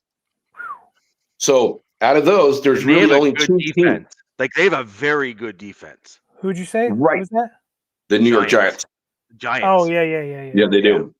Yeah. That defensive front is good, because I watched the Chargers, your Chargers versus the Giants, and yeah, that defensive front looked Another damn good. stupid East Coast game, but that's when that was like the emergence of Dart and Scatabo, which was the creatine Caucasians, man, went off. Hey, thank you, Vic. At least you don't So have to face if both you of them. notice tonight, I'm drinking water because I haven't been feeling so hot. So thank you, Vic. I appreciate that. Usually it's Sierra Nevada. So, with the light week coming up, I think it's time to look ahead to some quick score predictions before Yep. we sign off and go from there. Obviously, DZ, you and I we are neither going to win nor lose this week. I mean, you And, can lose a bye week. Somehow my team will figure out how to lose a damn bye week. Yeah. So, I mean, in fairness, I think the Chiefs lost the bye week last year with their car race Oh yeah. thing. So, I guess it is possible. So It let's is. let's The collectively Raiders. hope. Let's collectively hope that the top portion of the panel here. I know Justin. I know he's back up in Oregon right now because his girlfriend's posting pictures of her up in Oregon. So this guy's like, man, screw Jacksonville. I mean, maybe it's a blessing and a curse with that he's with this Madison beer. I don't know. 20. I'd say the Raiders actually lost a bye week too, when Brennan or Al Davis's wife Carol Davis passed away and George Atkins passed away. So yeah, you can lose the bye week. So the Raiders found a way to do it. But yeah, since we got the only game is going to be the Raiders versus Cleveland, and it's Raiders are at home in this one. Can't believe it. The Raiders are actually a 4-point favorite, which is the most points they've been favored by the whole year. So you got two inept offenses. I mean, both offenses that are bad. So I see this being a really low scoring game. Same. And the only thing I will say is I am looking forward, with Cleveland is that what's his name? And I draw mental blank on it. But their first round draft pick was the guy I wanted last year. Mason Graham. So I'm looking forward to see what he does. So that'll be kind of fun. But yeah, it's going to be it's not going to be. I don't think it's going to be an exciting game. I think it's going to be a slow paced game. Old school offenses aren't going to do anything. I think the defenses will do well for both sides. So the Raiders haven't won a game in such a long time. I can't choose them to win another game until they actually win a game. So I got the Raiders losing, actually. Sorry, Nav. Got the Raiders losing 13-17, but they'll find a way to mess up their draft next year and probably win this game. And then we'll miss out on the player that we could have got that would have really helped this team to get something that doesn't help out as much. So I can see them messing themselves up like they did a couple years ago. But Nav, you're pretty close to Richie and I's score. I didn't even look. Sorry, guys. Except for our Chiefs prediction. Richie and I are opposite on that one. I got the Raiders winning this game. It's going to come with some pain, obviously with Max Crosby. But I've got you guys winning 17, Browns 16. I got it being super low scoring, and I got you guys winning by 1 point, Jack. Whether you like it or not. Yeah, it's a at this point in time, we're not going anywhere. So a win is a win. It's great, but at the same time, it's a loss. So Jerry, we're paid by the government to check all your VPN and addresses. So all these comments. We're a secret government organization. That's how we make our money. Richie, what's your score? Jerry, I'm a male prostitute by trade. I thought you were going to say anything. I thought you were going to tell anybody about that. The gigolo business is a lucrative one. I'm able to live in a very nice house in a nice area up here in Canada. It's true. They do call me the sexy Viking for a reason, with the beard. True. So it is what it is. But thank you, Jerry, for joining the show. Despite your comments, click that like button because why not, right? And we'll go from there. Oh, come on now, you gotta have some fun with it. So I have the exact same or a similar score in this game, Jack. My prediction is that your Raiders defense is going to be a little bit too much for the Browns. I do think that with the right blend of things that you can kind of push back or hold off the Browns in this one, especially if you get Genty going and stick with it, because that was the key, stick with it. So I have this as a 19-17 game for the Raiders. I have it as a slightly higher scoring game than you did, DZ, but let's be real, we're basically talking the same score, right? For all intents and purposes. I do have the Raiders squeaking this one out and winning it. That is my prediction. That is not the right opponent for the Chiefs. Oh, and I will say it's going to be interesting too. Sanders is going to get his first start too for the Browns. This is one of the reasons I picked you guys. Yeah. So, Jack, what's your score prediction there? And we'll go from there. I got it. I got the Raiders losing 13-17. Wow. So you're basically inverted. So you're almost the exact inverse of what DZ and I have, because we're basically, if we're going to be honest, we're basically talking the same score and the same style of game, right? Right. Just like calling a duck here. What you're saying is your team's going to lose and the Browns are going to win. And basically what DZ and I are saying, ultimately here, we're talking the exact same outcome. It's just who wins. You're saying your team loses. Right. DZ and I are saying your team wins. So we'll see what happens. And it's kind of funny. It's in the way of picking these scores. whenever I pick the Raiders to win, they've lost. Every time I pick the Raiders to lose, I got it right. So I'm 100% on one and horrible on the other. So, but the Raiders make it nice and easy for me. Yeah. So moving on to the other game within the division, and obviously without the Chiefs guy here, there was a couple guys that were invited onto the show that weren't able to make it today that are on the Chiefs side of things. So we are hoping to bring someone in to join us on the show for the Chiefs angle, which would be lovely to have back. DZ, let's throw over to you with your Chiefs prediction first, and then I'll go to Jack, and then I'll close out the show. So the Chiefs play the Colts this week. Colts, very good team, really good team, but not on the same level defensively as the Broncos. Offensively, it's a different story. They've kind of stumbled a little bit these last couple weeks, the Indianapolis Colts, but still right up there. Chiefs are desperate, very desperate. They did some things against the Broncos I kind of liked, and I can see them kind of doing that to the Colts on a higher level, executing, better. They're not going against an elite secondary that the Broncos have. I unfortunately, guys, have the Chiefs taking this 27, Colts 20, and I didn't want to pick them, but that's just the way I see it, and I hope I'm wrong. I hope I'm wrong. I hope you're wrong too. All right, I'm going the same path. I look at, Kansas City has definitely, the Colts is a hot team. They are a very hot team. And they could beat any team in the NFL any given Sunday, that's for sure.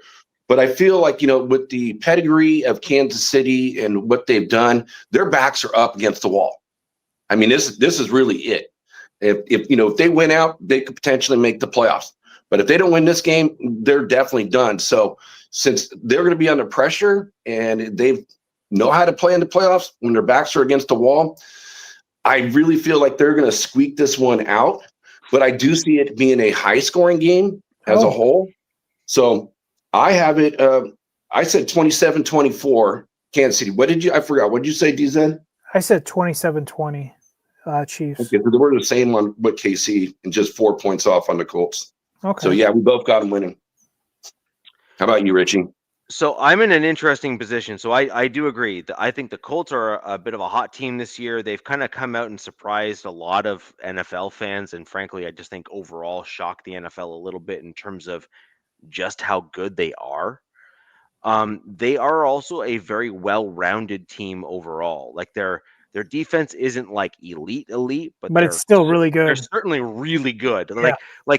Like let's put it this way: the Broncos team is in an elite category right now. They are in almost all statistical categories. I think you would be. There's only probably 3 or 4 elite defenses.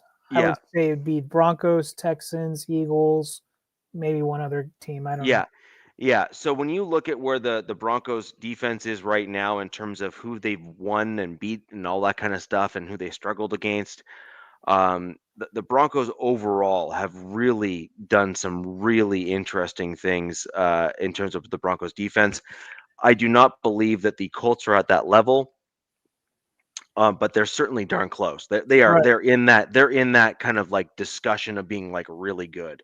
The Colts offense, though, is what really sets them apart from a lot of these other teams, which is I actually put the Colts offense and defense in very similar categories, which really puts them in this ultra competitive grouping of teams, which is their defense is very good and their offense is very good. And most they're teams very have complementary. They are very complementary team. Yeah, exactly. And so that just shows that the team has been pretty well put together overall. Yep.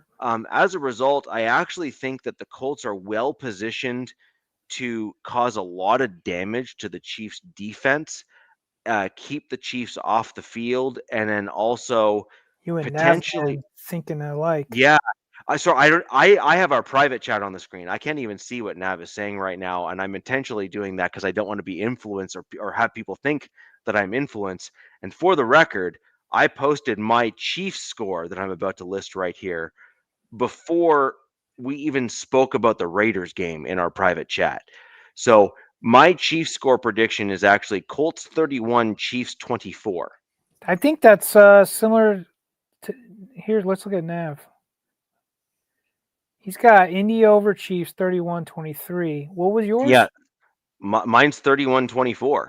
Wow. Wow. Yeah, Really close. and you guys saw my private chat. You know You when I guys on the posted same it. cycle? Yes. so I mean, I posted my score in there before we even started talking about the Raiders, right? Like in our private Mhm. chat. So Yeah.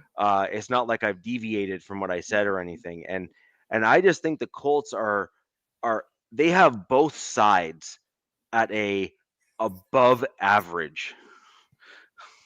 They have both sides of the ball above average. And Sergeant that says York, a lot. he's got Colts over Chiefs as well. Yeah. 24, 21. Yeah. The game is in KC, I believe, though, right? I think so, yes. Yeah. Yeah. That's one of the reasons I picked them. But man, I hope I'm wrong because it would be nice to see them this 1 year. I mean, look, they've damn near dominated us for 9 seasons now, right? Yeah. And finally, this division got their act together and got some really good head coaches in there.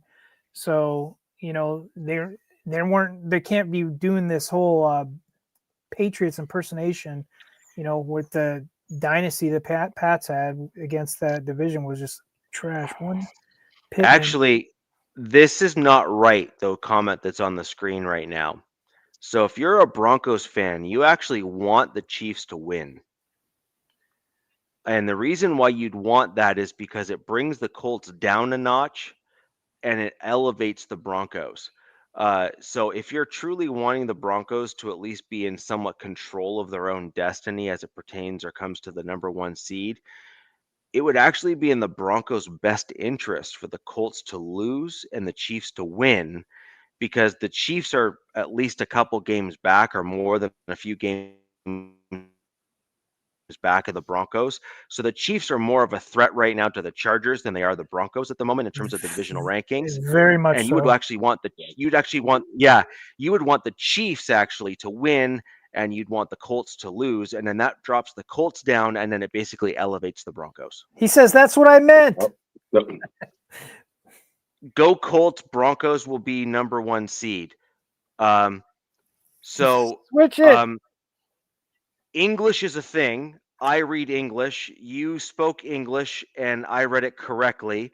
However, I will give you credit. You have corrected yourself, so that's fair. But hey, poking fun is also part of the game. I'm a host. I get to do it. So anywho, it is what it is. Thank you guys for your comments. So as a Broncos fan, and Vici, I completely agree. Like we actually, oddly enough, it's like one of the only weeks that we're going to be cheering for the Chiefs to win because it helps our team, right? I agree. Like this is kind of where I'm at too. It's like, can I really bring myself to say like, yay? I'm not so sure. But at the same time, it certainly would benefit our Denver Broncos if the Chiefs were to win and the Colts were to lose. So part of me is saying I'd love for my score prediction to be wrong. So with that in mind, guys, the bye week is upon us. DZ, you and I both have the bye week this week. Broncos fans and others have chimed in terms of like bringing in potentially like signing guys off of practice squads to bolster certain positions. Broncos, specifically the running back position, and other teams obviously have other needs. DZ, like a lineman would be a good idea. Just like tossing it out there. Especially considering your team is still well within competitive range of making the playoffs and having some opportunity even in the post secondary. But we'll wait and see. But with that in mind, guys, we're going to end the show there. Thank you all for joining us, and we will talk about everything next week, where the entire panel will have a game to talk about the week coming up. Yeah. Jack, we will have Get your better, game Jack. to talk about. And ladies and gentlemen, everyone in the chat, I'd like to see some get wells for Jack in the chat there. He was not feeling well today and toughed it out for the entire show. and he was toughing it out. He had to pop off a few times because he's doing that not great. He had to run off and go off camera. So thank you, Jack, for keeping and sticking out with us and going through the whole thing. Ladies and gentlemen, that'll end the show here and there. Until next week, where the West Side's the best side. Peace! Fast lane when I pass in the street, bag of money in the passenger seat. Simcoe's been asking for me on the road from the west to the east. Way up, I might never come down, cause the coast racking up the flame out. So high, I might never come down, so what, this is my lifestyle. Wait a minute.